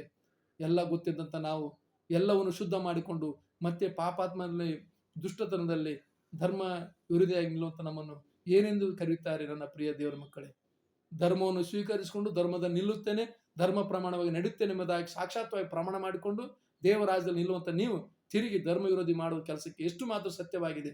ಒಂದು ಸಾರ ಆಲೋಚನೆ ಮಾಡಿಕೊಳ್ಳ್ರಿ ನನ್ನ ಪ್ರಿಯ ದೇವರ ಮಕ್ಕಳೇ. ನೀವು ಒಂದು ಒಪ್ಪಂದ ಮಾಡಿಕೊಂಡ ಮೇಲೆ, ದೇವರೊಂದಿಗೆ ಪ್ರಮಾಣ ಮಾಡಿಕೊಂಡ ಮೇಲೆ ದೇವರೊಂದಿಗೆ ಜೀವಿಸಬೇಕು. ಅದಕ್ಕಾಗಿ ಈ 3 ವ್ಯಕ್ತಿಗಳು ಒಬ್ಬರೇ ಆಗಿದ್ದಾರೆ. ಇವರು ಯಾರಲ್ಲ? ದೇವರ ಮಕ್ಕಳು ಎಂಬುದಾಗಿ ಹೆಸರು ಪಡೆದುಕೊಂಡಂಥವ್ರು, ಕೇವಲ ನಾಮ ಕ್ರೈಸ್ತರಾಗಿ ಜೀವಿಸುವಂಥವ್ರು, ದೇವರ ಹೆಸರಿನಲ್ಲಿ ಕೇವಲ ತಮ್ಮ ಒಂದು ಜೀವಿತವನ್ನು ಬದಲಾಯಿಸಿಕೊಳ್ಳದಿರುವಂಥ ಜೀವಿತವನ್ನು ದೇವರು ಹೃದಯದಲ್ಲಿ ವಾಸ ಮಾಡುತ್ತಾನೆ ಎಂಬುದಾಗಿ ಬರೆಯಲ್ಪಟ್ಟಿದೆ. ಹೃದಯ ಅಂದ್ರೆ ನಾವು ಶರೀರಕ್ಕೆ ಹೃದಯ ಬೇಕಾಗಿದೆ, ಆತ್ಮಕ್ಕೆ ಹೃದಯ ಎಲ್ಲ ಮನಸ್ಸು ಬೇಕಾಗಿದೆ, ಆಲೋಚನೆ ಬೇಕಾಗಿದೆ. ನಿಮ್ಮ ಮನಸ್ಸಿನಲ್ಲಿ ನೀನು ಕರ್ತನನ್ನು ಸ್ವೀಕರಿಸ್ತೀಯೋ, ನಿನ್ನ ಆಲೋಚನೆ ನಿನ್ನ ಜೀವಿತದಲ್ಲಿ ಕರ್ತನನ್ನು ಸ್ವೀಕರಿಸ್ತೋ, ಹಾಗೆ ಸ್ವೀಕರಿಸೋದಾದ್ರೆ ನೀವು ನಿಶ್ಚಯವಾಗಿ ದೇವರ ಆಸೆಯಲ್ಲಿ ಮರಳಿ ಬರುವಂತೆ ದೇವರು ನಿಮಗೆ ಸಹಾಯ ಮಾಡುತ್ತಾನೆ. ಮತ್ತು ಅದಲ್ಲದೆ ಹೇಳ್ತಾನೆ, ಈ 3 ಇಂಥವರು ವಿಚಾರದಲ್ಲಿ ನಾವು ನಿಲ್ಲಬಾರದು. ಇವತ್ತು ನಾವು ಹೇಗೆ ಬೀಳ್ತಾ ಇದೀವಿ ಅಂದ್ರೆ, ನಾವು ಒಬ್ಬರನ್ನೊಬ್ಬರು ನಾವು ಬಲಪಡಿಸುವವರಾಗಿರ್ಬೇಕು. ಪೌಲನು ತನ್ನ ಪತ್ರಿಕೆ ಹೇಳ್ತಾನೆ, ನಾವು ಒಬ್ಬರನ್ನೊಬ್ಬರು ಬಲಪಡಿಸುವವರಾಗಿರ್ಬೇಕು ಹೊರತು ಒಬ್ಬೊಬ್ಬರನ್ನು ಬೀಳಿಸುವವರಾಗಿರಬಾರ್ದು. ಒಬ್ಬೊಬ್ಬರು ನಾವು ಉತ್ತೇಜಿಸುವವರಾಗಿರ್ಬೇಕು ಹೊರತು ಒಬ್ಬರೊಬ್ಬರು ನಿಷ್ಕರಣೆ ಮಾಡುವವರಾಗಿರಬಾರ್ದು. ನನ್ನ ಪ್ರಿಯ ದೇವರ ಮಕ್ಕಳೇ, ನಾನು ನಿಮ್ಮನ್ನು ಕೇಳಿಕೊಳ್ಳೋದಿದ್ರೆ, ಈ ದೈವ ವಾಕ್ಯದಿಂದ, ದೇವರ ಕೃಪೆಯಿಂದ ಜೀವಿಸುತ್ತಾ ನೀವು ಪರಿಶುದ್ಧರಾಗಿ ಜೀವಿಸಬೇಕೆಂಬುದು ನಾನು ಒಂದು ನಿಮ್ಮಲ್ಲಿ ಬೇಡಿಕೊಳ್ಳುವಂಥ ವಿಚಾರವಾಗಿದೆ. ಯಾಕಂದ್ರೆ ಈ 3 ಜನಾಂಗವನ್ನು ನಾವು ಆದಷ್ಟು ನಾವು ದೂರ ಇರುವುದಾದ್ರೆ, ಒಂದು ವೇಳೆ ಅವರು ಬದಲಾಗುತ್ತಾರೆ, ಅವರು ಬದಲು ಮಾಡಬಹುದು, ಅವರು ಬದಲಾಗಬೇಕೆಂಬುದೇ ದೇವರ ಚಿತ್ತವಾಗಿದೆ. ಆದ್ರೆ ಒಂದು ಮಾತು ನಿಮಗೆ ಹೇಳ್ತೇನೆ, ಒಂದು ಸಾರಿ ದೇವರಿಂದ ಬರುವಂತ ಆಶೀರ್ವಾದ ಹೊಂದಿಕೊಂಡು, ದೇವರು ಬರುವಂತ ಮೇಲೆ ಹೊಂದಿಕೊಂಡು ತಿರುಗಿ ಬಿದ್ದರೆ ಅವ್ರನ್ನ ತುಂಬಾ ಎತ್ತೋದು ಬಹಳ ಕಷ್ಟ. ಇನ್ನೊಂದು ವಿಚಾರ ನಿಮಗೆಲ್ಲ ಗೊತ್ತಿದೆ ನನ್ನ ಪ್ರಿಯ ದೇವರ ಮಕ್ಕಳೇ. ಒಂದು ಹೊಸ ಸ್ಥಳದಲ್ಲಿ ಮನೆಯನ್ನು ಸುಲಭವಾಗಿ ಕಟ್ಟಬಹುದು, ಆದ್ರೆ ಇರುವಂತ ಹಳೆಯ ಮನೆಯನ್ನು ಅದನ್ನು ಸಂಪೂರ್ಣವಾಗಿ ಕೆಡವಿ ಅದನ್ನು ಸಂಪೂರ್ಣವಾಗಿ ತೆಗೆದು ಮನೆ ಕಟ್ಟುವುದು ತುಂಬಾ ಕಷ್ಟಕರವಾದದ್ದು. ನನ್ನ ಪ್ರಿಯ ದೇವರ ಮಕ್ಕಳೇ, ನನ್ನ ಈ ಒಂದು ವಾಕ್ಯ ಕೇಳುವಂತ ಅಗ್ನಿ ಜ್ವಾಲೆ ಎಂಬ ಕಾರ್ಯಕ್ರಮ ಮಾಡುವಂತ ನಿಮ್ಮೆಲ್ಲರಿಗೂ ನಾನು ನಿಮ್ಮನ್ನು ವಾಕ್ಯ ಮೂಲಕವಾಗಿ ಬಲಪಡಿಸಲಿಕ್ಕೆ ದೇವರಿಂದ ಆರಿಸಲ್ಪಟ್ಟಿದ್ದ. ಅದಕ್ಕಾಗಿ ಕರ್ತನಿಗೆ ಸ್ತೋತ್ರ ಮಾಡುತ್ತೇನೆ. ಅದಕ್ಕಾಗಿ ನೀನು ಯಾವಾಗಲೂ ದೇವರೊಂದಿಗೆ ಜೀವಿಸಬೇಕು, ವಾಕ್ಯವನ್ನು ಧ್ಯಾನಿಸಬೇಕು, ವಾಕ್ಯವನ್ನು ಓದಬೇಕೆಂಬುದನ್ನು ನೋಡ್ತೇವೆ. ಹೇಳ್ತಾನೆ, ಯಾರು ಯೋನ ಧರ್ಮಶಾಸ್ತ್ರವನ್ನು ಹಗಲಿರುಳು ಧ್ಯಾನಿಸುವವನು ಎಷ್ಟು ಓದ್ತಾನೆ ಎಂಬುದಾಗಿ. ಧ್ಯಾನಿಸುವುದಾದ್ರೆ ನೀವು ಕೆಲವರು ಏನಂತಾರೆ, ಹಗಲಿರುಳು ವಾಕ್ಯವನ್ನು ಓದಬೇಕೆಂಬುದಾಗಿ. ಹಗಲಿರುಳು ಓದ್ತಾ ಇದ್ರೆ ನಿಮ್ಗೆ ಕೆಲಸಗಳು ಇರ್ತವೆ, ಅನೇಕ ವಿಚಾರ ಇರ್ತವೆ. ಇಲ್ಲಿ ಅದಲ್ಲ, ಹಗಲಿರುಳು ಧ್ಯಾನಿಸುವನಂದ್ರೆ ಆ ವಾಕ್ಯದಲ್ಲೇ ಅವನು ಆಲೋಚನೆ ಮಾಡುವನು, ಆ ವಾಕ್ಯ ಪ್ರಕಾರವಾಗಿ ನಡೆಯುವನು, ಆ ವಾಕ್ಯದಲ್ಲೇ ಸದಾಕಾಲ ಜೀವಿಸುವನು, ಆ ವಾಕ್ಯವನ್ನ ಪ್ರಕಾರವಾಗಿ ಹೇಳುವಂತ ಪ್ರಕಾರವಾಗಿ ನಡೀತಿರೋದು ವ್ಯಕ್ತಿ ಅವನು ಧ್ಯಾನಿಸಲಿಕ್ಕೆ ಹೋಲಿಕೆ ಆಗಿದೆ. ಇದೊಂದು ಗುಣಾರ್ಥವಾಗಿದೆ. ಇಲ್ಲಿ ಏನಾಗಿದೆ, ಅದನ್ನೇ ಆಗಲು ಧ್ಯಾನಿಸೋನು ಅವನು ಎಷ್ಟು ಓದ್ದಾನೆ. ಇದು 24 ತಾಸು ಬೈಬಲ್ ಓದು ಎಂಬುದಾಗಿ ನಾನು ನಿಮ್ಮನ್ನು ಹೇಳ್ತಾ ಇಲ್ಲ ನಿಮ್ಮ ಪ್ರಿಯ ದೇವರ ಮಕ್ಕಳೇ. ಯಾವುದನ್ನು ವಾಕ್ಯವನ್ನು ಕೇಳಿದೆಯೋ, ಯಾವ ವಾಕ್ಯ ಪ್ರಕಾರವಾಗಿ ನಡಿಬೇಕೆಂಬುದಾಗಿ ತೀರ್ಮಾನ ಮಾಡಿಕೊಂಡಿದೆಯೋ ಆ ವಾಕ್ಯವನ್ನು ಧ್ಯಾನಿಸ್ತಾ ಇರು, ಆ ವಾಕ್ಯ ಪ್ರಕಾರ ನಡೆಯುತ್ತಾ ಇರು. ಆವಾಗ ದೇವರ ಮಹಿಮೆ, ದೇವರ ಆಶೀರ್ವಾದ ತುಂಬಲಿಕ್ಕೆ ಸಾಧ್ಯವಾಗಿದೆ. ಇನ್ನು 3ನೇ ವಾಕ್ಯಕ್ಕೆ ಬರುತ್ತೇನೆ. ಅವನು ನೀರಿನ ಕಾಲುವೆಯಲ್ಲಿ ಬೆಳೆದಿರುವ ಮರದ ಆಗಿರುವನು, ಅಂಥ ಮರವು ತಕ್ಕ ಕಾಲದಲ್ಲಿ ಫಲ ಕೊಡುತ್ತಿದ್ದೆಲ್ಲ ಅದರಲ್ಲಿ ಬಾಡುವುದಿಲ್ಲ, ಅದರಂತೆ ಅವನ ಕಾರ್ಯವನ್ನು ಸಫಲವಾಗುವುದು. ಯಾರು ದೇವರ ವಾಕ್ಯಾನುಸಾರವಾಗಿ ನಡೀತಾರೋ, ದೇವರ ವಾಕ್ಯ ಪ್ರಕಾರವಾಗಿ ಜೀವಿಸುತ್ತಾರೋ ಅವರು ಪರಿಶುದ್ಧತೆ ಹೊಂದುತ್ತಾರೆ ಮತ್ತು ದೇವರ ಪ್ರಸನ್ನತೆ ಹೊಂದುತ್ತಾರೆ. ದೇವರ ಮೈ ಮೇಲೆ ಅವರು ಇರಲಿಕ್ಕೆ ಸಾಧ್ಯವಾಗಿದೆ. ಇಲ್ಲಿ ನೋಡಿದ್ರೆ ಅವನು ನೀರಿನ ಕಾಲುವೆ ಬಳಿಯಲ್ಲಿ, ಇಲ್ಲೊಂದು ನಿಗೂಢ ಇದೆ, ಇಲ್ಲೊಂದು ರಹಸ್ಯ ಇದೆ. ಇದನ್ನು ನಾನು ಇವತ್ತು ಬಹಿರಂಗ ಪಡಿಸುತ್ತೇನೆ. ಇಲ್ಲಿ ಏನಿದೆ, ಅವನು ನೀರಿನ ಕಾಲುವೆ. ಇಲ್ಲಿ ನೋಡ್ತೇವೆ ನೀರಿನ ಕಾಲುವೆಗಳ ಬಳಿಯಲ್ಲಿ. ಇಲ್ಲಿ ಸಾಮಾನ್ಯವಾಗಿ ಭೌತಿಕವಾಗಿ ನಾವು ಆಲೋಚನೆ ಮಾಡಿದ್ರೆ ನೀರಿನ ಕಾಲುವೆ ಅಂದ್ರೆ ಈ ನೀರಿದೆಯಲ್ಲ, ನೀರಿನ ಕಾಲುವೆ ಸಾಮಾನ್ಯ ನೀವು ನೋಡ್ತಾ ಇರೋದು ಹೊಳೆ ಇರ್ಬೋದು, ಹಳ್ಳ ಇರ್ಬೋದು, ಬೇರೆ ನದಿಗಳು ಇರ್ಬೋದು. ಆ ನದಿಗಳ ದಡದಲ್ಲಿ ಅನೇಕ ಮರಗಳು ಬೆಳೆದಿರ್ತವೆ, ಅವು ಹಸಿರಾಗಿರ್ತವೆ. ಇಲ್ಲಿ ಇದು ಭೌತಿಕವಾಗಿ ಹೇಳ್ತಾ ಇಲ್ಲ. ಇದೇನಂದ್ರೆ ಭೌತಿಕವಾಗಿ ಹೇಳುವಂತ ಜೀವಶಾಸ್ತ್ರ ಪುಸ್ತಕ ಅಲ್ಲ ಇದು. ಇದು ಆತ್ಮಿಕ ಪುಸ್ತಕ.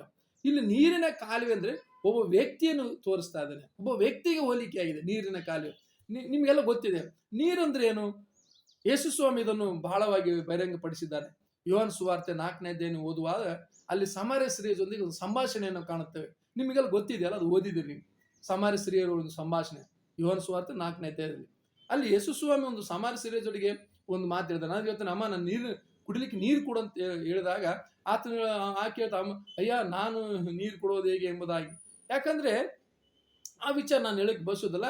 ಆದ್ರೆ ಯೇಸು ಒಂದು ಮಾತು ಹೇಳಿದಾನೆ, ಅಮ್ಮ ನೀನು ನೀರು ಕೊಡೋದಾದ್ರೆ ಮತ್ತೆ ನನಗೆ ನೀರಿಡಿಕೆ ಆಗುತ್ತದೆ, ನಾನು ನೀರು ಕೊಡೋದಾದ್ರೆ ಮತ್ತೆ ನಿನಗೆ ನೀರಿಡಿಕೆ ಆಗೋದಿಲ್ಲ. ಅಂದ್ರೆ ಯಾವ ವಿಷಯ ಬಗ್ಗೆ ಮಾತಾಡ್ತದಾನೆ ಅಲ್ಲಿ? ಭೌತಿಕವಾದ ನೀರಿನ ಬಗ್ಗೆ ಅಲ್ಲವೇ ಅಲ್ಲ, ಆತ್ಮಿಕವಾದ ನೀರಿನ ಬಗ್ಗೆ ಅಲ್ಲಿ ಮಾತಾಡ್ತಾ ಇದ್ದಾನೆ. ಹೌದಲ್ವಾ? ಅಂದ್ರೆ ನಾನೇ ಜೀವಜಲ ಅಂದಾನೆ. ಜೀವಜಲ ಅಂದ್ರೆ ಏನು? ನೀವು ಈ ಭೌತಿಕವಾದ ನೀರನ್ನು ಎಂಬುದಾಗಿ ಆಲೋಚನೆ ಮಾಡ್ಕೊಂಡಿದ್ದೀರಾ? ಭೌತಿಕವಾಗಿ ಆಲೋಚನೆ ಮಾಡಿಕೊಳ್ಳಬೇಡಿ. ಯಾಕಂದ್ರೆ ಅಲ್ಲಿ ನೀರಂದ್ರೆ ಜೀವುಳ್ಳ ದೇವರ ವಾಕ್ಯವಾಗಿದೆ. ಇಲ್ಲಿ ನೀರಿನ ಕಾಲುವೆ ಅಂದ್ರೆ ಯಾರು ಜೀವಕರವಾದ ವಾಕ್ಯವನ್ನು, ಜೀವಜಲವಾದ ವಾಕ್ಯವನ್ನು ಮತ್ತು ಸತ್ಯವೇದಂತ ಗೂಢಾರ್ಥವನ್ನು, ಸತ್ಯವೇದಂತ ಸಾಮ್ಯವನ್ನು, ಸತ್ಯವೇದ ಉಪಮಾನಗಳನ್ನು, ಸತ್ಯವೇದ ಅಡಗಿರುವಂತ ಅನೇಕ ವಿಚಾರವನ್ನು ಬಹಿರಂಗಪಡಿಸುವ ವ್ಯಕ್ತಿಗೆ ಕಾಲುವೆಗೆ ಹೋಲಿಕೆಯಾಗಿದ್ದಾರೆ. ಇದು ಸತ್ಯವಾದದ್ದು. ನೀವು ಅನೇಕ ಬೋಧನೆ ಕೇಳಿರ್ಬೋದು. ಈಗ ನಾನು ಹೇಳುವ ಸಮಯದಲ್ಲಿ ನಿಮಗೆ ಅನುಮಾನಗಳು ಬರ್ಬೋದು, ನನ್ನ ಮೇಲೆ ನಿಮಗೆ ಸಂದೇಹ ಬರೋದು ಬರಲಿ. ಆದ್ರೆ ಒಂದಿನ ನಿಮ್ಮ ಹೃದಯಗಳು ತೆರೆಯಲ್ಪಡ್ತವೆ. ಒಂದಿನ ನಾನು ಹೇಳುವಂತ ವಾಕ್ಯವನ್ನು ನಿಮ್ಗೆ ಅರ್ಥವಾಗುತ್ತೆ, ನಾನು ಏನ್ ಹೇಳ್ತೇನೆ ಎಂಬುದಾಗಿ. ಇಲ್ಲಿ ನೀರಿನ ಕಾಲುವೆ ಎಂಬುದಾಗಿ ಬರೆಯಲ್ಪಟ್ಟಿದ್ದಾಗಿದ್ರೆ ಅದು ಒಬ್ಬ ವ್ಯಕ್ತಿಯನ್ನು ತೋರಿಸುತ್ತೇವೆ. ಆ ವ್ಯಕ್ತಿ ಯಾರಂದ್ರೆ ನಿಮ್ಮ ಸಾಮಾನ್ಯ ವ್ಯಕ್ತಿ ಅಲ್ಲ. ಆತನು ಪರಿಶುದ್ಧನಾಗಿದ್ದಾನೆ. ಆತನ ಜೀವಸ್ವರೂಪನಾದ ದೇವಾದಿ ದೇವನಾಗಿದ್ದಾನೆ. ನಿಮ್ಮ ಕರ್ತನು ಯೇಸು ಕ್ರಿಸ್ತನಾಗಿದ್ದಾನೆ. ದೇವರ ಶಕ್ತಿ, ದೇವರ ಅಭಿಷೇಕವುಳ್ಳವನು, ದೇವರ ಚಿತ್ತವನ್ನು ನೆರವೇರಿಸುವಂತ ವ್ಯಕ್ತಿ ಆತನು ಯೇಸು ಕ್ರಿಸ್ತನಿಗೆ ಇಲ್ಲಿ ಕಾಲುವೆ ಎಂಬುದಾಗಿ ಹೋಲಿಕೆಯನ್ನು ನಾವು ಕಾಣುತ್ತೇವೆ. ಸ್ತೋತ್ರ. ಆತನ ಮೂಲಕವಾಗಿ ಆ ಕಾಲುವೆ ಉದ್ಭವ ಆಗ್ತಾ ಇದೆ. ಒಂದು ಜೀವಜಲ ಉದ್ಭವ ಆಗ್ತಾ ಇದೆ. ಒಂದು ಹೊರತೆ, ಒಂದು ಜರಿ ಬರ್ತಾ ಇದೆ. ಆ ಭೂಮಿ ಒಳಗಿಂದ ನೀರು ಬರ್ತಾ ಇದೆ. ಆ ಬಾಯಿ ಒಳಗಿಂದ ಭೂಮಿ ಬರ್ತಾ ಇದೆ. ಆ ಬಾಯಿ ಒಳಗಿಂದ ನೀರು ಹರಿದು ಬರ್ತಾ ಇದೆ. ಅದು ಯಾರನ್ನು ತೋರಿಸ್ತದೆ ಗೊತ್ತಾ? ನಿಮ್ಮ ರಕ್ಷಕನಾದ ಯೇಸು ಕ್ರಿಸ್ತನನ್ನು ತೋರಿಸ್ತದೆ. ನನ್ನ ಪ್ರಿಯ ದೇವರ ಮಕ್ಕಳೇ, ಈ ರಾಶಿಯನ್ನು ಬರೆದಿಟ್ಕೊಳ್ಳಿ. ಬೇರೆ ಯಾವ ಅರ್ಥ ಅಲ್ಲ, ಇದೇ ಅರ್ಥವಾಗಿದೆ. ಹಾಗಾದ್ರೆ ಆ ಜೀವಜಲವುಳ್ಳ ರಕ್ಷಕನಾದ ನಿಮ್ಮ ಕರ್ತನಾದಂತ ಯೇಸು ಕ್ರಿಸ್ತನ ಸೇವೆಯನ್ನು ಮಾಡುವಂತ ದೈವ ಜನರಿಂದ, ದೇವರಿಂದ ಆರಿಸಲ್ಪಟ್ಟ ಜನರಿಂದ, ದೇವರ ಕರೆಗಾಗಿ ಹೋಗಲ್ಪಟ್ಟು ತಮ್ಮ ಎಲ್ಲ ಜೀವಿತ ಬಿಟ್ಬಿಟ್ಟು, ತಮ್ಮ ಕೆಲಸ ಬಿಟ್ಬಿಟ್ಟು, ಲೋಕದ ಸಂಗತಿಯನ್ನು ಬಿಟ್ಟುಬಿಟ್ಟು, ತಮ್ಮೆಲ್ಲ ಬಂಧು ಮಿತ್ರರೆಲ್ಲವನ್ನು ಬಿಟ್ಟುಬಿಟ್ಟು ದೇವರ ಸೇವೆಗಾಗಿ ನೇಮಿಸಲ್ಪಟ್ಟಂತ ದೈವ ಜನರನ್ನು ಅಲ್ಲಿ ಹೋಲಿಸ್ತಾ ಇದ್ದಾನೆ. ಸ್ತೋತ್ರ. ಅವರು ದೇವರಿಂದ ಕರೆಯಲ್ಪಟ್ಟವರಾಗಿದ್ದಾರೆ, ದೇವರು ನೇಮಿಸಲ್ಪಟ್ಟವರಾಗಿದ್ದಾರೆ. ಅವರ ಮೂಲಕವಾಗಿ ಹೊರಡುವಂತ ಮಾತುಗಳು. ಯೇಸು ಒಂದು ಮಾತು ಹೇಳ್ದಾನೆ, ನೀವು ನೆನಪಿಟ್ಟುಕೊಳ್ಳ್ರಿ ನನ್ನ ಪ್ರಿಯ ದೇವರ ಮಕ್ಕಳೇ. ಏನಾದ್ರು ಗೊತ್ತಾ? ನಾನು ನಂಬುವವನ ಬಾಯಿ ಒಳಗಿಂದ ಜೀವಕರವಾದ ವಾಕ್ಯಗಳು ಬರುವ ಎಂಬುದಾಗಿ. ಸ್ತೋತ್ರ. ಆ ಒಂದು ಗೂಢಾರ್ಥ ಈ ಒಂದು ಇಲ್ಲಿ ಬರೆದಂತ ವಿಷಯಗಳು ಒಂದೇ ಆಗಿರ್ತವೆ. ಕರ್ತನಿಗೆ ಸ್ತೋತ್ರ ಮಾಡೋಣ. ದೇವ್ರ ಸ್ತೋತ್ರ ಮಾಡಿ. ಈ ವಾಕ್ಯ ಕೇಳಿದಂತ ನೀವೆಲ್ಲ ನಿಮ್ಮ ಕೈಗಳಲ್ಲಿ ಎತ್ತಿಕೊಂಡು ದೇವ್ರ ಸ್ತೋತ್ರ ಮಾಡಿ. ಪ್ರತಿಯೊಬ್ಬರ ಕೈಗಳನ್ನು ಸ್ತೋತ್ರ ಮಾಡಿ ಇದನ್ನು ಬರ್ಕೊಳ್ಳಿ ನನ್ನ ಪ್ರಿಯ ದೇವರ ಮಕ್ಕಳೇ. ಆಮೇಲೆ ಅಂಥವರ ಸಹವಾಸ ಮಾಡುವವರಾಗಿರ್ಬೇಕು. ಅಂಥವರ ಸಹವಾಸ ಮಾಡಿದ ಅಂದ್ರೆ ಯಾರು ಜೀವಕರದ ವಾಕ್ಯವನ್ನು, ಗೂಢಾರ್ಥವನ್ನು ಮತ್ತು ಬಹಿರಂಗಪಡಿಸುತ್ತಾರೋ, ಸಾಮ್ಯಗಳ ಅರ್ಥವನ್ನು ಹೇಳ್ತಾರೋ ಅವರು ಜೀವಕರವಾದ ದೈವ ಸೇವಕರಾಗಿರ್ತಾರೆ. ಅಂಥವರ ಸಂಗಡ ನೀವು ಸ್ನೇಹ ಬೆಳೆಸೋದಾದ್ರೆ, ಅಂಥವ್ರ ಸಂಗಡ ನೀವು ಅನ್ಯೋನ್ಯವಾಗಿರೋದಾದ್ರೆ, ಅಂಥವರ ವಾಕ್ಯವನ್ನು ನೀವು ಕೇಳೋದಾಗಿದ್ರೆ ನಿಮ್ಮ ಜೀವಿತ ಸಮೃದ್ಧಿಯಾಗಿರುತ್ತದೆ. ಇಲ್ಲಿ ಮರಗಳು ಎಂಬುದಾಗಿ ಹೇಳೋದಾದ್ರೆ ಇಲ್ಲಿ ಮರ ಅಂದ್ರೆ ಒಬ್ಬ ವ್ಯಕ್ತಿಗೆ ಹೋಲಿಕೆಯಾಗಿದೆ. ಈ ವಿಷಯದಲ್ಲಿ ಬರುವ ದಿನಗಳಲ್ಲಿ ನಾನು ಮಾತಾಡ್ತೇನೆ. ಮರ ಅಂದ್ರೆ ಏನು, ಮರಗಳ ಬಗ್ಗೆ ಎಂಬುದಾಗಿ. ಸದ್ಯ ಮಟ್ಟ ಇಷ್ಟು ತಿಳ್ಕೊಂಡ್ರೆ ಸಾಕು ನೀವು. ಇಲ್ಲಿ ಮರ ಅಂದ್ರೆ ವ್ಯಕ್ತಿಗಳನ್ನು ತೋರಿಸ್ತಾ ಇದೆ.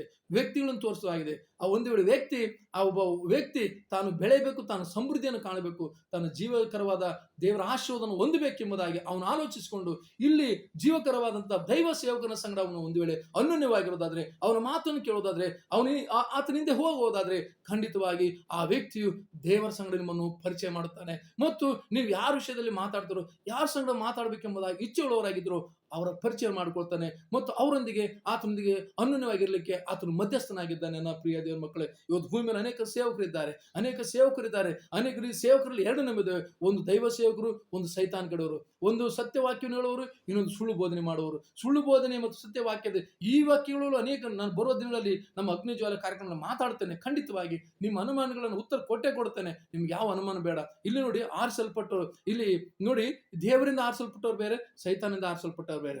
ದೇವರಿಂದ ಆರಿಸಲ್ಪಟ್ಟವರು ದೇವರ ಚಿತ್ತ ಬಗ್ಗೆ ಹೇಳ್ತಾರೆ, ದೇವರ ಕಾರ್ಯ ಬಗ್ಗೆ ಹೇಳ್ತಾರೆ, ದೇವರ ಚಿತ್ತ ಏನಾಗಿದೆ ಎಂಬುದಾಗಿ ತಿಳಿಯಪಡಿಸ್ತಾರೆ. ಸೈತಾನಿಂದ ಆರಿಸಲ್ಪಟ್ಟವರು ಯಾರು ದೇವರ ರಾಜ್ಯಕ್ಕೆ ಹೋಗೋದಾಗಿ ಅವ್ರು ಏನ್ ಮಾಡ್ತಾರೆ ಅಂದ್ರೆ, ಅವ್ರ ಮುಖ ಮಾತ್ರ ಹೆಂಗಿರುತ್ತೆ ಅಂದ್ರೆ ನೋಡ್ಲಿಕ್ಕೆ ಕುರಿ ತರ ಕಾಣ್ತಾರ ಮುಖ. ಅಂದ್ರೆ ಒಂದಂದ್ರೆ ಕುರಿ ಅಂದ್ರೆ ಈ ಲೋಕದಲ್ಲಿ ಕುರಿಗಳ ಬಗ್ಗೆ ಮಾತಾಡ್ತಾರೆ ನಾನು. ಕುರಿ ಅಂದ್ರೆ ಆತರ ಆ ಸ್ವಭಾವನ ಆರಿಸ್ಕೊಂಡು ದೀನ ಸ್ವಭಾವ, ಶಾಂತ ಸ್ವಭಾವ, ಏನೋ ಒಂದು ಮುಖದಲ್ಲಿ ಪರಿಶುದ್ಧತೆ, ಏನೋ ಒಂಥರ ಅವ್ರು ನೋಡ್ಬಿಟ್ರೆ ಏನೋ ಮೇಲಿಂದ ಇಳಿದು ಬರುತ್ತೆ ಎಂಬ ಭಾವನೆ ಇಟ್ಟುಕೊಂಡು ಜನರನ್ನು ಅವಾಗ ಅವರಿಗೆ ವಂಚನೆ ಮಾಡ್ತಾ ಇರ್ತಾರೆ. ಅವರು ತಾವು ಬೆಳೆಯೋದನ್ನು ನೋಡ್ತಾರೆ ಹೊರತು ದೇವರ ಮಕ್ಕಳು ಬೆಳೆಯೋದನ್ನು ಆಲೋಚನೆ ಮಾಡೋದಿಲ್ಲ. ತಮ್ಮ ಸಂತತಿ, ತಮ್ಮ ಕುಟುಂಬ ಬೆಳೆಯಬೇಕು ಎಂಬುದಾಗಿ ಆಲೋಚನೆ, ತಮ್ಮ ರಾಜ್ಯವನ್ನು ಈ ಭೂಮಿಯಲ್ಲಿ ಸ್ಥಾಪನೆ ಮಾಡಬೇಕೆಂಬುದಾಗಿ ಆಲೋಚನೆ ಮಾಡ್ತಾ ಹೊರತು ದೇವರ ರಾಜ್ಯವನ್ನು ಸ್ಥಾಪನೆ ಮಾಡಬೇಕೆಂಬುದಾಗಿ ಯಾವತ್ತಿಗೂ ಅವರು ಆಲೋಚನೆ ಮಾಡೋದಿಲ್ಲ. ನನ್ನ ಪ್ರಿಯ ದೇವರ ಮಕ್ಕಳೇ, ನನ್ನ ಹೃದಯವು ನಿಮ್ಮ ಹೃದಯ ಯಾವ ರೀತಿ ಆಲೋಚನೆ ಮಾಡ್ತಾ ಇದೆ?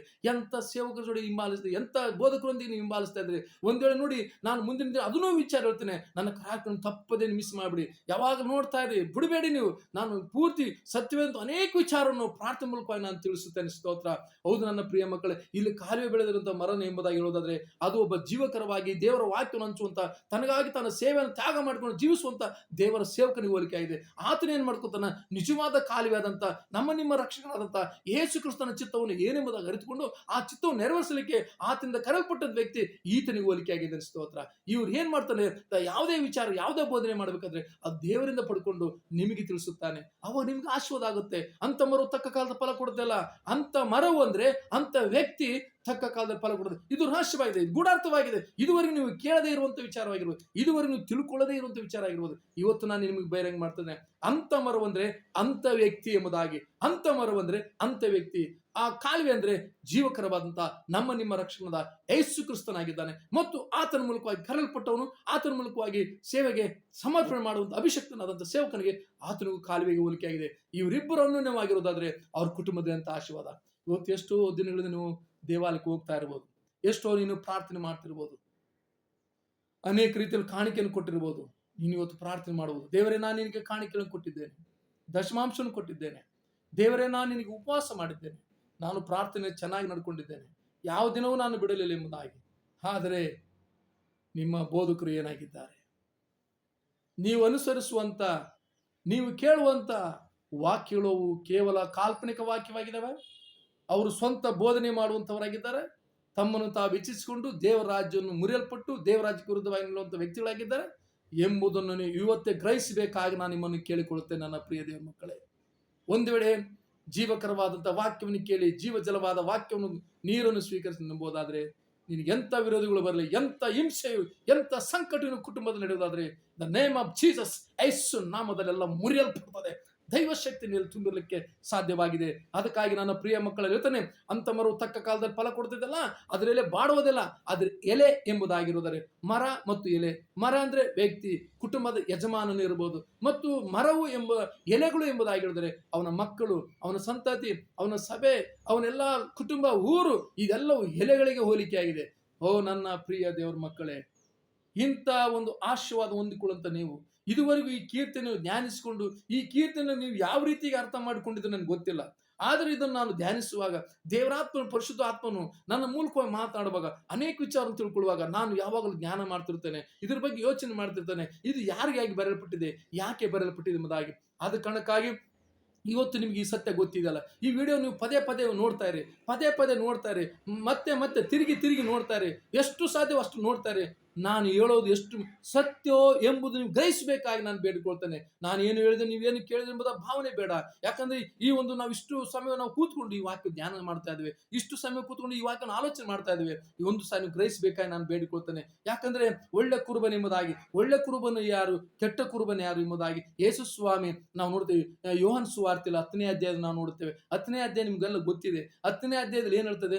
ಒಳ್ಳೆ ಕುರುಬನ ವಿಷಯದಲ್ಲಿ ಮತ್ತು ಕೆಟ್ಟ ಕುರುಬನ ವಿಷಯದಲ್ಲಿ ಅದು ಹೋಲಿಕೆ ಮತ್ತು ಇದು ಹೋಲಿಕೆ, ಯಾವ ವ್ಯತ್ಯಾಸವೂ ಇಲ್ಲ ನನ್ನ ಪ್ರಿಯ ದೇವರ ಮಕ್ಕಳೇ. ಅಲ್ಲಿ ಉದುವಾಗಿ ಮಾತಾಡಲ್ಪಡ್ತು, ಅಲ್ಲಿ ಬಹಿರಂಗವಾಗಿ ಮಾತಾಡಲ್ಪಡ್ತು. ಇಲ್ಲಿ ಉದುವಾಗಿ ಗೂಢಾರ್ಥವಾಗಿ ಮಾತಾಡಲ್ಪಡ್ತು. ಯೇಸು ಒಂದು ಬಹಿರಂಗವಾಗಿ ಹೇಳಿದನು, ಇಸ್ರಾಯೇಲಿಗೆ ಹೇಳಿದನು, ನೋಡಿ ಒಳ್ಳೆ ಕುರುಬನ ಬಾಗಿ. ಕುರುಬನಂದ್ರೆ ಯಾರು ಗೊತ್ತಾ ಪ್ರಿಯರೇ? ದೇವರ ಸೇವಕರಿಗೆ ಹೋಲಿಕೆ ಆಗಿದೆ. ಅದು ಕುರಿಗಳಿಗೆ ಅಲ್ಲ. ಕುರಿಗಳಂದ್ರೆ ವಿಶ್ವಾಸಿಗಳಿಗೆ ಹೋಲಿಕೆ ಆಗಿದೆ. ಇದು ರಹಸ್ಯ. ಇದು ಒಂದು ರೀತಿ ಗುಣಾರ್ಥ ಪದಗಳಾಗಿವೆ. ಈ ಪದಗಳು ಇದು ಸಾಮಾನ್ಯ ನಾವೀಗ ಕುರುಬರಂದ್ರೆ ಲೋಕದಲ್ಲಿರುವಂತಹ ಕುರಿ ಕಾಯರು ಹೇಳ್ತಾರೆ, ಅದಲ್ಲ. ಕುರಿಗಳಂದ್ರೆ ಯಾರಿಗೆ ಹೇಳ್ತಾರೆ? ನಿಮ್ಗೆ ಯಾರು ಹೇಳ? ಕುರಿಗಳಿಗೆ ಹೇಳ್ತಾರೆ. ಆದ್ರೆ ಈ ಸತ್ಯವೇದದಲ್ಲಿ ಮರ್ಮವಾಗಿರುವಂತಹ ಗುಣಾರ್ಥವಂತ ಆ ಪದಗಳು, 2 ಪದಗಳು ನಿಮ್ಗೆ ಗೊತ್ತಿದಲ್ಲ. ಕುರುಬಂದ್ರೆ ದೇವರ ಸೇವಕರು, ಕುರಿಗಳಂದ್ರೆ ವಿಶ್ವಾಸಿ ಹಿಂಬಾಲಿಸೋರು. ಇದು ಯಾವ ರೀತಿ ನೋಡಿ, ಒಳ್ಳೆ ಕುರಿಗಳು ಕುರುಬನ ಸ್ವರಕ್ಕೆ ಕಿವಿಗೊಡುತ್ತವೆ. ಆ ಕುರುಬನು, ಒಳ್ಳೆ ಕುರುಬನ ಏನ್ ಮಾಡ್ತಾನೆ? ತನ್ನ ಕುರಿಗಳಿಗಾಗಿ ಪ್ರಾಣ ಕೊಡ್ತಾನೆ. ಪ್ರಾಣ ಅಂದ್ರೆ ಏನ್ ಗೊತ್ತಾ? ಅವ್ರ ಜೀವ ಕೊಡ್ತಾನೆ, ಅವ್ರ ಬಲ ಕೊಡ್ತಾನೆ. ಹೌದು, ಅಂತ ವಾಕ್ಯಗಳು ಕೇಳುವ ಸಮಯದಲ್ಲಿ ಅವರ ದೇಹದಲ್ಲಿ ಆರೋಗ್ಯ ಬರ್ತದೆ, ಅವರ ದೇಹದಲ್ಲಿ ಒಂದು ಬದಲಾವಣೆ ಬರುತ್ತೆ, ಅವ್ರ ಜೀವಿತ ಬದಲಾವಣೆ ಆಗುತ್ತೆ. ಅವ್ರ ಕುಟುಂಬದ ಕಷ್ಟ, ಬೇನೆ, ಚಿಂತೆ ಏನಿರಲಿ, ದ ನೇಮ್ ಆಫ್ ಜೀಸಸ್, ಯೇಸು ನಾಮದಲ್ಲಿ ಮುರಿಯಲ್ಪಡ್ತವೆ. ಎಲ್ಲ ದುಷ್ಟಶಕ್ತಿ ಮುರಿಯಲ್ಪಡ್ತವೆ, ಅಂಧಕಾರ ಶಕ್ತಿ ಮುರಿಯಲ್ಪಡ್ತವೆ ನನ್ನ ಪ್ರಿಯ ದೇವರ ಮಕ್ಕಳೇ. ಅದಕ್ಕಾಗಿ ಒಳ್ಳೆ ಬೋಧನೆ ಕೇಳುವಾಗ, ಇವತ್ತು ಈ ವಾಕ್ಯವನ್ನು ಕೇಳ್ತಾ ಇದ್ರಲ್ಲ, ನಿಮ್ಮ ಕಣ್ಣಲ್ಲಿ ನೀರು ಬರ್ತಾ ಇದೆ. ಕೆಲವರು ಬಹಳವಾಗಿ ದೀರ್ಘಗಳಾಗಿರ್ತಾರೆ. ಅಯ್ಯೋ, ನಾನು ಏನೇನು ಕೇಳ್ತಾ ಇದ್ದೇನೆ, ನಾನು ಇದುವರೆಗೆ ಎಂತ ಬೋಧನೆ ಕೇಳಿದ್ದೇನೆ, ಯಾವ ಅರ್ಥವನ್ನು ಕೇಳಿದೆ ಎಂಬುದಾಗಿ ನಿಮ್ಮ ಹೃದಯ ಮಾತಾಡ್ತಾ ಇದೆ. ಕೆಲವು ಹೃದಯಗಳು ಮಾತಾಡ್ತಾರೆ, ಕೆಲವು ಹೃದಯಗಳು ಬದಲಾವಣೆ ಆಗ್ತಾ ಇದೆ. ಕೆಲವು ಜೀವಿತದಲ್ಲಿ, ನಿರಾಶೆಯುಳ್ಳ ಜೀವಿತದಲ್ಲಿ ದೇವರು ಅವ್ರ ಜೀವಿತ ಕಟ್ಟುಪಡುತ್ತಾ ಇದ್ದಾನೆ. ಅದಕ್ಕಾಗಿ ನನ್ನ ಪ್ರಿಯ ದೇವರ ಮಕ್ಕಳೇ, ಇಲ್ಲಿ ಬರ್ತಾನೆ, ದುಷ್ಟರು ಹಾಗಲ್ಲ, ಗಾಳಿ ಬಿಡ್ಕೊಂಡು ಹೋಗುವ ಒಟ್ಟಿ ನಿಂತಿದ್ದಾರೆ. 4ನೇ ವಾಕ್ಯದಲ್ಲಿ 5ನೇ ವಾಕ್ಯ ಹೇಳ್ತಾನೆ, ಅದರಿಂದ ದುಷ್ಟರು ನ್ಯಾಯ ವಿಚಾರಣೆಯಲ್ಲೂ ಪಾಪಾತ್ಮ ನೀತಿವಂತರ ಸಭೆಯಲ್ಲೂ ನಿಲ್ಲೋದಿಲ್ಲ. ಓ ಜೀಸಸ್, ಹಲ್ಲೆಲೂಯಾ. ಇವ್ರು ಎಲ್ಲರೂ ಯಾರು ಗೊತ್ತಾ? 4-5 ವಾಕ್ಯದಲ್ಲಿ ಹೇಳುವಂತವ್ರು ಇವರೆಲ್ಲ ಯಾರು ಗೊತ್ತಾ? ಇವರು ದೇವರಿಂದ ದೂರವಾದವರು, ದೇವರಾಜ್ಯವನ್ನು ತೃಣೀಕರಿಸಿ ದೇವರಾಜ್ಯಕ್ಕೆ ವಿರುದ್ಧವಾಗಿ ನಿಲ್ಲುವಂತವರು, ದೇವರಾಜ್ಯ ಬೇಡ ಎಂಬುದಾಗಿ ಎಲ್ಲವನ್ನು ಅನುಭವಿಸಿ ದೇವರೆಲ್ಲ ಕೊಟ್ಟಿರ್ತಾನೆ ಅವರಿಗೆ. ಮೊದಲು ಅವ್ರು ದೇವ್ರ ನಂಬ ಮುಂಚೆ ಅವ್ರಿಗೆ ಸರಿ ಮನೆ ಇರೋದಿಲ್ಲ, ಸರಿಯಾಗಿ ಬಟ್ಟೆ ಇರೋದಿಲ್ಲ, ಊಟ ಮಾಡ್ಲಿಕ್ಕೆ ಆಹಾರ ಇರೋದು, ಕೆಲಸ ಇರೋದಿಲ್ಲ, ಸಾಲ ಎಲ್ಲ ಇರ್ತಾರೆ. ದೇವ್ರ ನಂಬಿದಾಗ ದೇವರವ್ರೆಲ್ಲರಿಗೂ ಬಿಡುಗಡೆ ಮಾಡ್ತಾನೆ, ಎಲ್ಲ ಕೊಡ್ತಾನೆ. ಅವ್ರು ಏನೇನು ಬೇಕಲ್ಲ ಎಲ್ಲ ಕೊಡ್ತಾನೆ. ಅವ್ರ ಮಕ್ಕಳಿಗೆ ಮನೆ, ಎಲ್ಲ ವಿದ್ಯೆ ಎಲ್ಲ ಕೊಡ್ತಾನೆ. ಒಂದು 5 ವರ್ಷ 6 ವರ್ಷ ಆದ್ಮೇಲೆ ನಿಧಾನವಾಗಿ ದೇವರಿಂದ ದೂರವಾಗ್ತಾರೆ. ಈ ಲೋಕದ ಕಡೆಗೆ ಅವರು ತಲೆಬಾಗುತ್ತಾರೆ, ಈ ಲೋಕವನ್ನು ಎದುರು ನೋಡುತ್ತಾರೆ. ಈ ಲೋಕದ ಭೋಗಗಳು, ಈ ಲೋಕದ ಸುಖಗಳು ನೋಡ್ತಾ ನೋಡ್ತಾ ಅವರೊಳಗಿರುವಂತಹ ಪವಿತ್ರಾತ್ಮ, ಅವರಲ್ಲಿರುವಂತ ಪರಿಶುದ್ಧತೆ, ಪವಿತ್ರಾತ್ಮ ಅಂದ್ರೆ ಅದ್ರ ಬಗ್ಗೆ ಬರೋದಿನ ಮಾತಾಡ್ತಾರೆ. ಈಗ ಆ ವಿಷಯ ಬಂತಂದ್ರೆ ಒಂದು ಮಾತು ಹೇಳ್ತಾನೆ ಅಷ್ಟೇ. ಪವಿತ್ರಾತ್ಮ ಅಂದ್ರೆ ಜೀವ ವಾಕ್ಯವನ್ನು ಸ್ವೀಕರಿಸಿಕೊಂಡು ಆ ವಾಕ್ಯ ಭಾಗ ನಡೆವರೇ ಅಭಿಷಕ್ತರಾಗಿದ್ದಾರೆ. ದೇವ್ರ ಸ್ತೋತ್ರವಲ್ಲ. ಅಭಿಷಕ್ತ ಅಂದ್ರೆ ಎಲ್ಲಾ ವಿಚಾರ ನಾನು ಬರೋ ದಿನದಲ್ಲಿ ದೇವ್ರ ಕೃಪೆಯನ್ನು ನಾನು ಹೇಳಲು ಬಯಸುತ್ತೇನೆ. ಆದ್ರೆ ಇಲ್ಲಿರುವಂತ ವಿಚಾರ ಅಂದ್ರೆ ದೇವರಿಂದ ದೂರವಾದವರು, ದೇವರಾಜ್ಯವನ್ನು ತುಳಿದು ದೇವರಾಜ್ಯ ಅಸಹ್ಯಪಡಿಸಿ ಅನ್ಯರ ಮುಂದೆ. ಇವತ್ತು ನೋಡಿ ಭಾನುವಾರ ಇದೆ, ಇವತ್ತು ನಾವೆಲ್ಲರೂ ಪ್ರಾರ್ಥನೆಗೆ ಹೋಗ್ಬೇಕು, ಹೌದಲ್ಲ? ಪರಿಶುದ್ಧವಾದ ದಿನದಲ್ಲಿ ಪ್ರಾರ್ಥನೆ ನಾವು ಹೋಗ್ಬೇಕು. ಎಷ್ಟೋ ಜನ ಮನೇಲಿ ಕೂತ್ಕೊಂಡಿರ್ತಾರಲ್ಲ, ಮನೇಲಿ ಇರ್ತಾರಲ್ಲ, ಅವ್ರಿಗೆ ಏನ್ ಹೇಳ್ಬೇಕು? ಅವ್ರಿಗೆ ಏನ ಹೇಳಿದ್ರೆ ಅವ್ರು ಏನ್ ಮಾಡ್ತಾರೆ? ಯಾವುದೋ ಒಂದು ನೆವ ಹೇಳ್ತಾರೆ. ನೆವ ಹೇಳ್ಬೇಕಾ? ಯಾರಾದ್ರೂ ಮೇಲೆ ದುಡ್ಡು ಕೊಡ್ತಾರೆ ಅದು ಹೋಗೋದಿಲ್ವಾ? ಯಾರಾದ್ರೂ ಕೆಲಸ ಕೊಡ್ತಾರೆ ಅದು ಹೋಗೋದಿಲ್ಲ? ಎಷ್ಟೇ ಕಷ್ಟ ಅಲ್ಲಿ ಅನಾರೋಗ್ಯವಾಗಿ ಹೋಗ್ತಿರಿಲ್ಲ. ಹಾಗಾದ್ರೆ ದೇವರಾಜ್ಯದಲ್ಲಿ ನಿಂತ್ಕೊಂಡು, ದೇವರ ಮಾರ್ಗದಲ್ಲಿ ನಿಂತ್ಕೊಂಡು ನಾನು ನಂಬುತ್ತೇನೆ, ನಡೀತೇನೆ ಮೇಲೆ ಪ್ರಮಾಣ ಮಾಡಿಕೊಂಡು ದೇವರೆಲ್ಲ ಕೊಟ್ಟ ಮೇಲೆ ಅದು ನಿಧಾನವಾಗಿ ನಾವೇನ್ ಮಾಡ್ತೇವೆ? ತೃಣೀಕರಿಸುತ್ತೇವೆ, ಅದನ್ನು ಬಿಟ್ಟು ಬಿಡ್ತೇವೆ. ಆಗ ಮಾಡಬಾರ್ದು ದೇವರೇ ಮಕ್ಕಳೇ. ಇವತ್ತೇ ನಿನ್ನ ಜೀವಿತವನ್ನು ಬದಲಾಯಿಸ್ಕೊ. ಇದೇ ಸಮಯದಲ್ಲಿ ವಾಕ್ಯ ಮೂಲಕ ನಾನು ನಿನ್ನ ವಿನಂತಿಸ್ಕೊಳ್ತೇನೆ, ನಿನ್ನ ಜೀವಿತವನ್ನು ಬದಲಾಯಿಸ್ಕೊ. ಎಲ್ಲಿ ಬಿದ್ದಿದೆ ಅಲ್ಲಿ ಎದ್ದು ನಿಂತಿಗೋ. ಎಲ್ಲಿ ನೀವು ಯಾವುದು ಮನುಷ್ಯರಿಗೆ ಬರುತ್ತವೆ ಕಷ್ಟ, ನಷ್ಟ, ಸಾಲ, ಬಾಧೆ ಎಲ್ಲವೂ ಬರ್ತವೆ.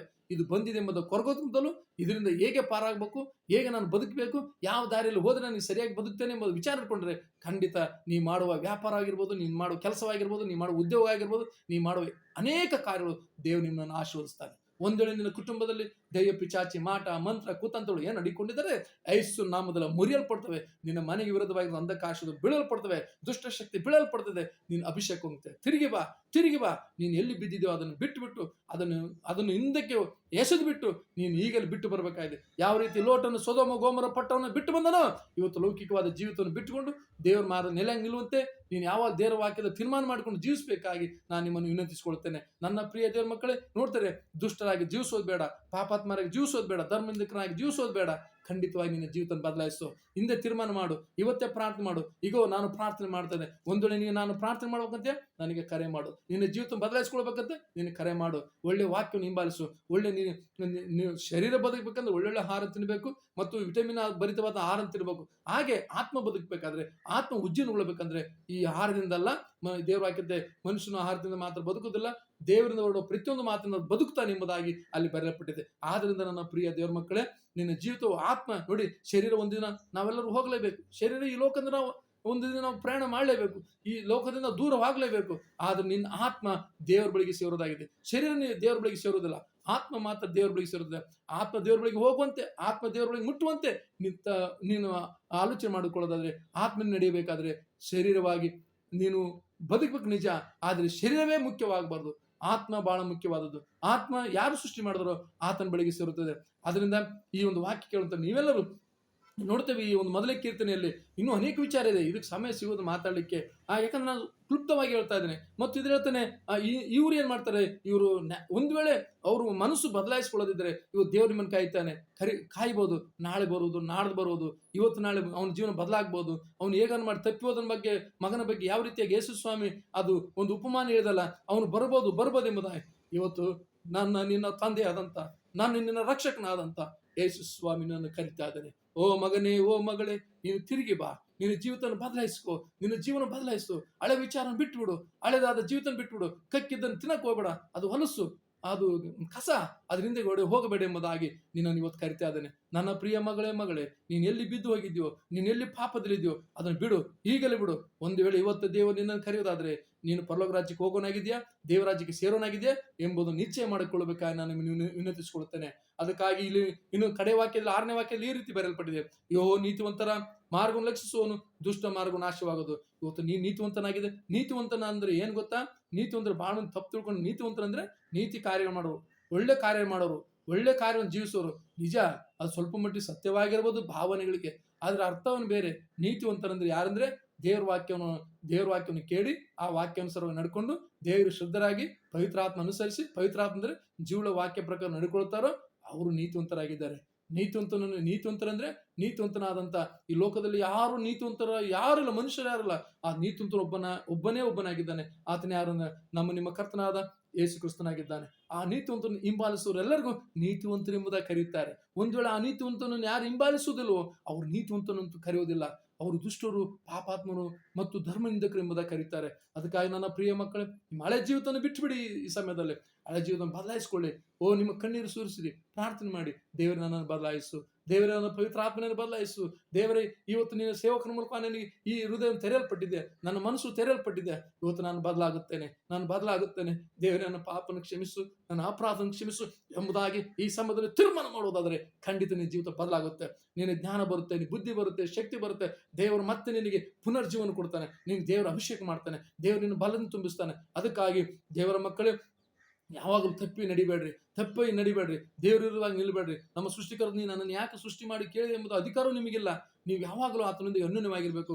ಯಾಕಂದ್ರೆ ಆತನ ಸೃಷ್ಟಿಕರ್ತನಾಗಿದ್ದಾನೆ, ಆತನ ಏನ್ ಬೇಕಾದ್ರೂ ಮಾಡಬಹುದು. ಆತನ ಮಾತಿನಿಂದಲೇ ಸಮಸ್ತ ಉಂಟು ಮಾಡಿದನು. ಅದಕ್ಕಾಗಿ ನನ್ನ ಪ್ರಿಯ ದೇವರ ಮಕ್ಕಳೇ, ಇದುವರೆಗೆ ಈ ವಾಕ್ಯ ಕೇಳಿದ ನೀವೆಲ್ಲರೂ ತಪ್ಪದೆ ಆಶೀರ್ವಾದ ಅಂತೀರಿ, ನಿಮ್ಮ ಕುಟುಂಬದಲ್ಲಿ ಆಶೀರ್ವಾದ ಅಂತೀರಿ.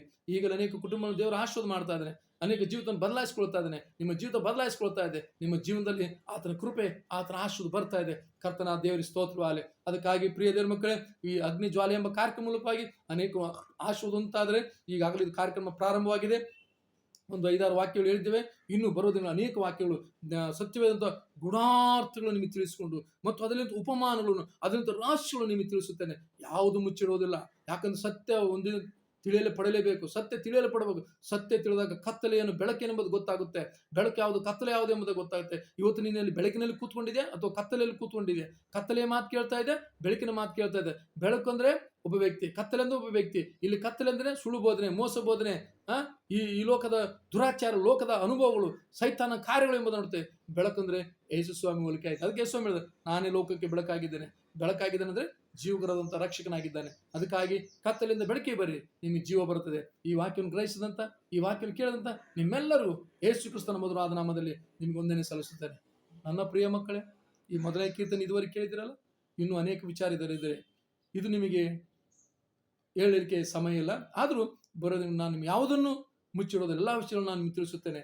ಆದರೆ ಇವತ್ತು ನಿಮ್ಮ ಸ್ಥಳವನ್ನು ಬದಲಾಯಿಸ್ಕೊಳ್ಳಿ, ನಿಮ್ಮ ಜೀವಿತವನ್ನು ಬದಲಾಯಿಸ್ಕೊಳ್ಳಿ, ನಿಮ್ಮ ಹಿಂಬಾಲಕನ್ನು ಬದಲಾಯಿಸ್ಕೊಳ್ಳಿ, ಒಳ್ಳೆ ಜೀವಿತವನ್ನು ಕಲಿತುಕೊಳ್ಬೇಕಾದ ಪ್ರಾರ್ಥನೆ. ಜೀವಕರದ ವಾಕ್ಯವನ್ನು ಹಿಂಬಾಲಿಸಿಕೊಂಡು ಅದನ್ನು ಪ್ರೀತಿಸು, ಆ ವಾಕ್ಯ ಪ್ರಕಾರ ನಡೆಯಬೇಕು. ಅವಾಗ ಆಶೆ ಹೊಂದುತ್ತೀರಿ, ಅವಾಗ ನಿಮಗೆ ಬಿಡಿಡುವಂತೆ ನಿಮ್ಮ ಕುಟುಂಬದ ದೇವ ಆಶೆಗಳು ಬರ್ತವೆ. ಈ ವಾಕ್ಯವನ್ನು ಕೇಳ್ತಾ ನಿಮ್ಮೆಲ್ಲರಿಗೂ ನಾನು ಹೃದಯಪೂರ್ವಕವಾಗಿ ಮತ್ತೊಂದಕ್ಕೆ ಯೇಸು ಕ್ರಿಸ್ತನ ಮಧುರವಾದ ನಾಮದಲ್ಲಿ ವಂದನೆ ಸಲ್ಲಿಸ್ತೇನೆ. ನನ್ನ ಪ್ರಿಯ ದೇವರ ಮಕ್ಕಳೇ, ನಿಮಗೇನು ಅನುಮಾನ ಬಂದರೆ, ನಿಮಗೇನು ಸಂದೇಹಗಳಿದ್ದರೆ, ಅನುಮಾನಗಳಿದ್ದರೆ ನಮ್ಗೆ ಕರೆ ಮಾಡಿ. ಮತ್ತು ಅದಲ್ಲದೆ ನಿಮಗಾಗಿ ನಾವು ಪ್ರಾರ್ಥಿಸಬೇಕೆ, ನಿಮಗಾಗಿ ಒಂದು ವೇಳೆ ನಿಮ್ಮ ಕುಟುಂಬದ ಶಾಂತಿಯಲ್ಲೂ ಸಮಾಧಾನದಲ್ಲೂ, ಅನೇಕ ರೋಗದಿಂದಲೂ, ಅನೇಕ ಬಾಧೆಯಿಂದಲೂ, ಅನೇಕ ವೇದನೆಯಲ್ಲೂ, ಅನೇಕ ಸಂಕಟದಲ್ಲೂ ಬಾಧೆ ಪಡ್ತಾ ಇದ್ರು, ಆದರೆ ಈಗಲೇ ನನ್ನ ಕರೆ ಮಾಡಿ, ನಾನು ನಿಮಗೋಸ್ಕರ ಪ್ರಾರ್ಥನೆ. ದೇವರು ನಿಮ್ಮನ್ನು ಆಶೀರ್ವದಿಸ್ತಾನೆ, ಅಭಿಷಿಕ್ತರಾಗಿ ನಡೆಸ್ಕೊಳ್ತಾನೆ. ಅದಕ್ಕಾಗಿ ನಿಮ್ಮಲ್ಲಿ ಇನ್ನೊಂದು ಸಾರಿ ಮತ್ತೊಂದು ಸಾರಿ ಕೇಳೋದೇನೆಂದರೆ, ಈ ವಿಡಿಯೋವನ್ನು ಅದು ನೀವು ಇದು ಮಾಡಬೇಡಿ, ಅದು ಅಲ್ಲಲ್ಲಿ ನೋಡೋದು ಮಾಡಬೇಡಿ, ಅದನ್ನು ಪೂರ್ತಿಯಾಗಿ ನೋಡಿ. ಯಾರು ಸ್ಕಿಪ್ ಮಾಡ್ತಾ ಇದ್ರೆ ನಿಮ್ಗೆ ಅರ್ಥವಾಗೋದಿಲ್ಲ. ಅದಕ್ಕಾಗಿ ಪೂರ್ಣವಾಗಿ ವಿಡಿಯೋ ನೋಡ್ತಾರೆ, ನಿಮ್ಮ ಅನುಮಾನಕ್ಕೆ ನಾನು ಉತ್ತರ ಕೊಡ್ತೇನೆ. ಅದಕ್ಕಾಗಿ ನಾವು ಪ್ರಾರ್ಥನೆ ಮಾಡೋದಲ್ಲ, ದೇವ್ರ ವಾಕ್ಯ ಕೇಳೋದು ನಾವೆಲ್ಲರೂ ಪ್ರಾರ್ಥನೆ ಮಾಡೋಣ. ಈ ಗುಡಾರ್ಥವನ್ನು, ಈ ಮರ್ಮವನ್ನು ತಂದೆಯಾದ ದೇವರಿಗೆ ಸ್ತೋತ್ರ ಮಾಡೋಣ, ಕರ್ತನಿಗೆ ಸ್ತೋತ್ರ ಮಾಡೋಣ. ಅದಕ್ಕಾಗಿ ನಾವೆಲ್ಲ ತಲೆಬಾಗಿಸೋಣ, ಪ್ರಾರ್ಥನೆ ಮಾಡೋಣ. ನಮ್ಮನ್ನು ಬಹಳವಾಗಿ ಪ್ರೀತಿಸುವಂತಹ ಸ್ವರ್ಗೀಯ ತಂದೆ, ನಾವು ನಿನಗೆ ಸ್ತೋತ್ರ ಮಾಡುತ್ತೇವೆ. ಕರ್ತನೆ, ಈ ಒಂದು ಸಮಯದಲ್ಲಿ ಈ ಒಂದು ಗೂಢಾರ್ಥವನ್ನು ತಿಳಿಯಪಡಿಸೋದಕ್ಕಾಗಿ ಸ್ತೋತ್ರ. ಈ ಮೊದಲನೇ ಕೀರ್ತನೆ ಇದುವರೆಗೂ ನಾವು ಈ ಕೀರ್ತನೆ ಓದಿದ್ದೀವಿ, ಇದರಲ್ಲಿ ಏನಿದೆಯೋ ಎಂಬುದು ನಮಗೆ ಸರಿಯಾಗಿ ಗೊತ್ತಿದ್ದಿಲ್ಲ. ಏನೋ ಬೇರೆ ಒಂದು ಅರ್ಥ ಮಾಡಿಕೊಂಡು ಬೇರೆ ಯಾವುದೋ ವಿವರಣೆ ಕೇಳ್ಕೊಂಡು ಹೋಗ್ತಾ ಇದ್ವಿ. ಆದರೆ ಇಲ್ಲಿ ಯಾರ ಬಗ್ಗೆ ಬರೆಯಲ್ಪಟ್ಟಿದೆ, ಯಾರ ವಿಷಯದಲ್ಲಿ ಬರೆಯಲ್ಪಟ್ಟಿದೆ ಎಂಬುದಾಗಿ ತಿಳ್ಕೊಂಡಿದ್ದೆ.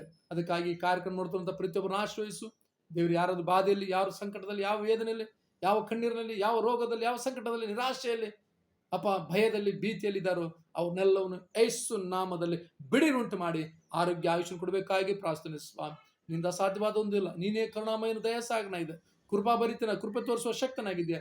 ಅದಕ್ಕಾಗಿ ನಾವು ನಿನಗೆ ಸ್ತೋತ್ರ ಮಾಡ್ತೇವೆ. ಇದುವರೆಗೂ ನಮ್ಮ ಕಾರ್ಯಕ್ರಮ ಅಗ್ನಿಜ್ವಾಲೆ ಎಂಬ ಕಾರ್ಯಕ್ರಮ ನೋಡ್ತಿರುವಂತ ಪ್ರತಿಯೊಬ್ಬರು ನೀನು ಆಶ್ರಯಿಸು. ಅವರನ್ನು ಯಾರ್ಯಾರು ಸಬ್ಸ್ಕ್ರೈಬ್ ಮಾಡ್ತಾರೋ ಅವ್ರಿಗೆ ಆಶೀರ್ವಾದ ಉಂಟು ಮಾಡು ಸ್ವಾಮಿ. ಅವ್ರು ಹೇಳುವಾಗೆ ವಾಕ್ಯವನ್ನು ತಿಳ್ಕೊಳ್ಳುವಂತೆ, ಗಂಭೀರವಾಗಿ ನಡ್ಕೊಳ್ಳುವಂತೆ, ಕೇವಲ ವಾಕ್ಯವನ್ನು ಓದೋದು ಮಾತ್ರವಲ್ಲ, ವಾಕ್ಯವನ್ನು ತಿಳ್ಕೊಳ್ಳೋದು ಮಾತ್ರವಲ್ಲ, ಆ ವಾಕ್ಯ ಪ್ರಕಾರ ನಡೆಯಬೇಕು. ಆ ವಾಕ್ಯ ಅಂದ್ರೆ ಆತ ಒಬ್ಬ ವ್ಯಕ್ತಿ ಆಗಿದ್ದಾನೆ. ಆ ವ್ಯಕ್ತಿ ಸಾಮಾನ್ಯ ವ್ಯಕ್ತಿ ಅಲ್ಲ, ಆತ ನಿಮ್ಮ ರಕ್ಷಕನಾದಂತ ದೇವರಿಂದ ಆರಿಸಲ್ಪಟ್ಟನು, ದೇವರ ಚಿತ್ತವನ್ನು ನೆರವೇರಿಸಲು ನಮ್ಮ ರಕ್ಷಣಾದ ಯೇಸು ಕ್ರಿಸ್ತನಾಗಿದ್ದಾನೆ. ಕರ್ತನೆ, ಆತನ ಹಿಂದೆ ಹೋಗುವಂತೆ, ನನ್ನ ಹಿಂದೆ ಬರುವಂತ ತನ್ನ ಶಿಲ್ಬೆ ಹೊತ್ಕೊಂಡು ಬರಲಿ ಎಂಬುದಾಗಿ ಹೇಳಿದ್ದಾನೆ. ಸ್ತೋತ್ರ. ಎಲ್ಲವನ್ನು ತ್ಯಜಿಸಿ ಬರಬೇಕೆಂಬುದಾಗಿ ಹೇಳಿ ಸ್ತೋತ್ರಪ್ಪ. ನಿನ್ನ ಕರುಣೆ ಈ ಕಾರ್ಯಕ್ರಮದ ಪ್ರತಿಯೊಬ್ಬರ ಅಭಿಷೇಕ. ಚಿಕ್ಕ ಮಕ್ಕಳನ್ನ ಆಶ್ರಯಿಸು, ಯವನನ್ನ ಆಶ್ರಯಿಸು, ವೃದ್ಧರನ್ನ ಆಶ್ರಯಿಸು ದೇವರೇ. ಪ್ರತಿಯೊಬ್ಬರ ಮೇಲೆ ಜ್ಞಾನ ಇರಲಿ ಕರ್ತನೆ. ಕೆಲಸಕ್ಕೆ ಹೋಗುವಂತ ಕೆಲಸ ಮಾಡುವ ಪ್ರತಿಯೊಬ್ಬರು ನಿನ್ನ ಕೃಪೆ ಇರಲಿ ಸ್ವಾಮಿ. ನಿನ್ನ ಆಶೀರ್ವಾದ ಕರ್ತನಾಗಿದೆ, ಬಲಪಡಿಸುವ ದೇವರಾಗಿದೆ ಎಂಬುದಾಗಿ ನಿನಗೆ ಸ್ತೋತ್ರ. ನಿನ್ನ ದಾಸನನ್ನು ಅಭಿಷೇಕ ಮಾಡೋದಕ್ಕಾಗಿ ಸ್ತೋತ್ರ. ಇನ್ನೂ ಅನೇಕ ವಿಚಾರವನ್ನು ಮಾತಾಡುವಾಗೆ ಇವ್ರ ಜೋಡಿ ಕೂತ್ಕೊಂಡು ಅನೇಕ ವಿಚಾರ ತಿಳಿಸುವಂತೆ ಕೃಪೆ ಕೊಟ್ಟು ನಡೆಸಬೇಕಾಗಿ ನಮ್ಮ ಕರ್ತನು ಒಡೆಯನು ರಕ್ಷಣಾದಂತ ಯೇಸುವಿನ ನಾಮದಲ್ಲಿ ಬೇಡ ಜೀವನೊಂದು ನಮ್ಮ ತಂದೆ. ಆಮೇನ್, ಆಮೇನ್. ಪ್ರಿಯ ದೇವ್ರ ಮಕ್ಕಳೇ, ದೇವರ ನಾಮ ಸ್ತೋತ್ರ. ನಿಮ್ಮೆಲ್ಲರೂ ಇದುವರೆಗೂ ಕೇಳಿದಂತ ಈ ಮೊದಲನೇ ಕೀರ್ತನೆ ಆಶೀರ್ವಾದಕರವಾಗಿದೆ ಎಂಬುದಾಗಿ ನಾನು ನಂಬುತ್ತೇನೆ. ಯಾಕಂದ್ರೆ ನೀವು ಇದುವರೆಗೂ ಕೇಳಿದಂಥ ವಾಕ್ಯವು ಬೇರೆ ಆಗಿರುತ್ತೆ, ನಾನು ಹೇಳಿದ ಬೇರೆ ಸಂಗತಿ ನಿಮಗೆ ಆಗಿರುತ್ತೆ. ಹಾಗಾದ್ರೆ ಈ ಸಮಯದಲ್ಲಿ ನಿಮಗೆ ಕೆಲವು ಅನುಮಾನ ಬರ್ತವೆ. ಇದುವರೆಗೂ ನಾವು ಕೇಳಿದ ವಾಕ್ಯ ಬೇರಿದೆ, ಇವರು ಹೇಳುವ ವಾಕ್ಯ ಬೇರೆ ಎಂಬುದಾಗಿ. ಖಂಡಿತ ನಿಮ್ಮಲ್ಲಿ ಬರೋ ಅನುಮಾನವು ಸತ್ಯ. ಆದರೆ ನಾನು ಹೇಳಿದ ವಾಕ್ಯಗಳಲ್ಲಿ ನೀವು ವಾಕ್ಯ ತೆರೆದು, ಸತ್ಯವನ್ನು ತೆರೆದು ನೋಡಿ, ಕೆಲವು ವಾಕ್ಯ ಏನು ಹೇಳ್ತಾ ಇದೆ, ಇದು ಯಾರಿಗೆ ಹೇಳ್ತಾ ಇದೆ, ಯಾಕೆ ಹೇಳಿದೆ ಎಂಬುದಾಗಿ ಆವಾಗ ಗೊತ್ತಾಗುತ್ತೆ ನಾನು ಏನು ಹೇಳ್ತಾ ಇದ್ದೀನಿ ಎಂಬುದಾಗಿ. ಅದಕ್ಕಾಗಿ ನನ್ನ ಪ್ರಿಯ ಮಕ್ಕಳ, ಒಂದು ವೇಳೆ ನಿಮಗೆ ಅನುಮಾನ ಹೇಳಿದ್ರೆ, ನಿಮ್ಗೇನು ಸಂದೇಹಗಳು ಬರುತ್ತವೆ, ಮನುಷ್ಯನಿಗೆ ಸಂದೇಹಗಳು ಬರಬಾರ್ದು, ಆದರೆ ಬಂದೇ ಬರ್ತವೆ. ಬಂದಾಗ ನಿಮ್ಮ ಅನುಮಾನ ನಮಗೆ ಕರೆ ಮಾಡಿ, ನಿಮಗೆ ತಿಳಿಸಿ ವಿವರವಾಗಿ ಹೇಳುತ್ತೇವೆ. ಅದಕ್ಕಾಗಿ ನನ್ನ ಪ್ರಿಯ ಮಕ್ಕಳೇ, ವಾಕ್ಯನ ಕೇಳುವಂಥ ನೀವೆಲ್ಲರೂ ನಿಮ್ಮ ಜೀವಿತವನ್ನು ಬದಲಾಯಿಸಲಿ. ದೇವರು ನಿಮ್ಮ ಅಭಿಷೇಕ ಮಾಡಿ. ಹಾಗೆ ಮತ್ತು ನಮಗೆ ತಪ್ಪದೆ ಕರೆ ಮಾಡಿ, ನಮ್ಮ ಚಾನಲನ್ನು ಸಬ್ಸ್ಕ್ರೈಬ್ ಮಾಡಿ, ಮತ್ತು ಪಕ್ಕದಿಂದ ಬೆಲ್ ಬಟನ್ ಐಕಾನ್ ಒತ್ತಿರಿ. ಯಾಕಂದ್ರೆ ನಾವು ಒಂದು ವೇಳೆ ಯೂಟ್ಯೂಬ್ನಲ್ಲಿ ವಾಕ್ಯಗಳು ಅಪ್ಲೋಡ್ ಮಾಡಿದ ತಕ್ಷಣ ನಿಮಗೆ ಮಾಹಿತಿಗಳು ಬಂದುಬಿಡ್ತವೆ. ಮತ್ತು ಕೆಲವು ಮರ್ಮಗಳು ಇರ್ತವೆ, ಕೆಲವು ಸಾಕ್ಷಿಗಳು ಇರ್ತವೆ, ಕೆಲವು ವಾಕ್ಯಗಳು ಇರ್ತವೆ, ಕೆಲವು ಬೋಧನೆ ಇರ್ತವೆ, ಮತ್ತು ಪ್ರಾರ್ಥನೆ ಇರುತ್ತೆ. ಈ ಅನೇಕ ವಿಧವಾದಂಥ ಒಂದು ವಾಕ್ಯ ಸಂದೇಶಗಳು ಈ ಒಂದು ಅಗ್ನಿಜ್ವಾಲೆ ಎಂಬ ಕಾರ್ಯಕ್ರಮದಲ್ಲಿ ಬಿತ್ತರಿಸಲಾಗುತ್ತದೆ. ಅದಕ್ಕಾಗಿ ದಯವಿಟ್ಟು ಈ ಒಂದು ಚಾನಲನ್ನು ತಪ್ಪದೆ ನಿಮ್ಮ ಒಂದು ಜೀವನದಲ್ಲಿ ಅಳವಡಿಸಿಕೊಂಡು ಅದನ್ನು ಹಿಂಬಾಲಿಸ್ರಿ. ನಿಮ್ಮ ಜೀವಿತ ಬದಲಾಗುತ್ತೆ, ನಿಮ್ಮ ಕುಟುಂಬ ಬದಲಾಗುತ್ತೆ, ನಿಮ್ಮ ಜೀವಿತ ಎಲ್ಲ ಬದಲಾಕೊಂಡು ದೇವರು ದೊಡ್ಡ ಕಾರ್ಯ ಮಾಡೋರಾಗಿದ್ದಾರೆ. ಇದುವರೆಗೂ ವಾಕ್ಯ ಕೇಳಿದ ನಿಮ್ಮೆಲ್ಲರಿಗೂ ಮತ್ತೊಂದು ತಿರುಗಾವರ್ತೆ. ದೇವರು ನಿಮ್ಮ ಕುಟುಂಬವನ್ನು, ನಿಮ್ಮೆಲ್ಲ ವ್ಯವಹಾರಗಳನ್ನು ದೇವರು ಆಶೀರ್ವದಿಸಲಿ. ನಿಮ್ಮ ಅಡಚಣೆ ಇರುವಂಥ ಅಂಧಕಾರಗಳು ಯೇಸು ನಾಮದಲ್ಲಿ ಮುರಿಯಲ್ಪಡಲಿ, ಅಭಿಷೇಕ ಮಾಡಲಿ. ದೇವ್ರ ಕೃಪೆ, ದೇವರ ಆಶೀರ್ವಾದ ನಿತ್ಯ ನಿರಂತರ ಯಾವಾಗಲೂ ಸದಾಕಾಲ ನಿಮ್ಮನ್ನು ಆಳ್ವಿಕೆ ಮಾಡಲಿ. ಯಾವುದಕ್ಕೆ ಭಯಪಡಿ, ಚಿಂತೆ ಪಡಬೇಡಿ, ಭಯಪಡಬೇಡಿ. ನಿಮ್ಮ ಜೀವನದಲ್ಲಿ ಏನಾರಾದರೆ, ಏನು ಹಿಂಗಾಯ್ತು ನನ್ನ ಜೀವನ ಎಂಬುದಾಗಿ ಯಾವ್ದು ಗಾಬರಿಬೇಡಿ, ಧೈರ್ಯವಾಗಿ ಸಮಾಧಾನ ಎಲ್ಲವನ್ನು ಎದುರಿಸೋಣ. ದೇವರು ನಮ್ಗೆಲ್ಲವನ್ನು ಒಳ್ಳೇದು ಮಾಡ್ತಾನೆ. ಆತನು ಒಳ್ಳೆಯವನಾಗಿದ್ದಾನೆ, ಒಳ್ಳೆಯದನ್ನು ನಡೆಸುವ ಆತನಾಗಿದ್ದಾನೆ. ದೇವ್ರ ಕೃಪೆ, ದೇವಾಶೀರ್ವಾದ ಸದಾಕಾಲ ನಿಮ್ಮಲ್ಲಿ ಸದಾಕಾಲ ನಿಲ್ಲಲಿ. God bless you. ಆಮೇನ್.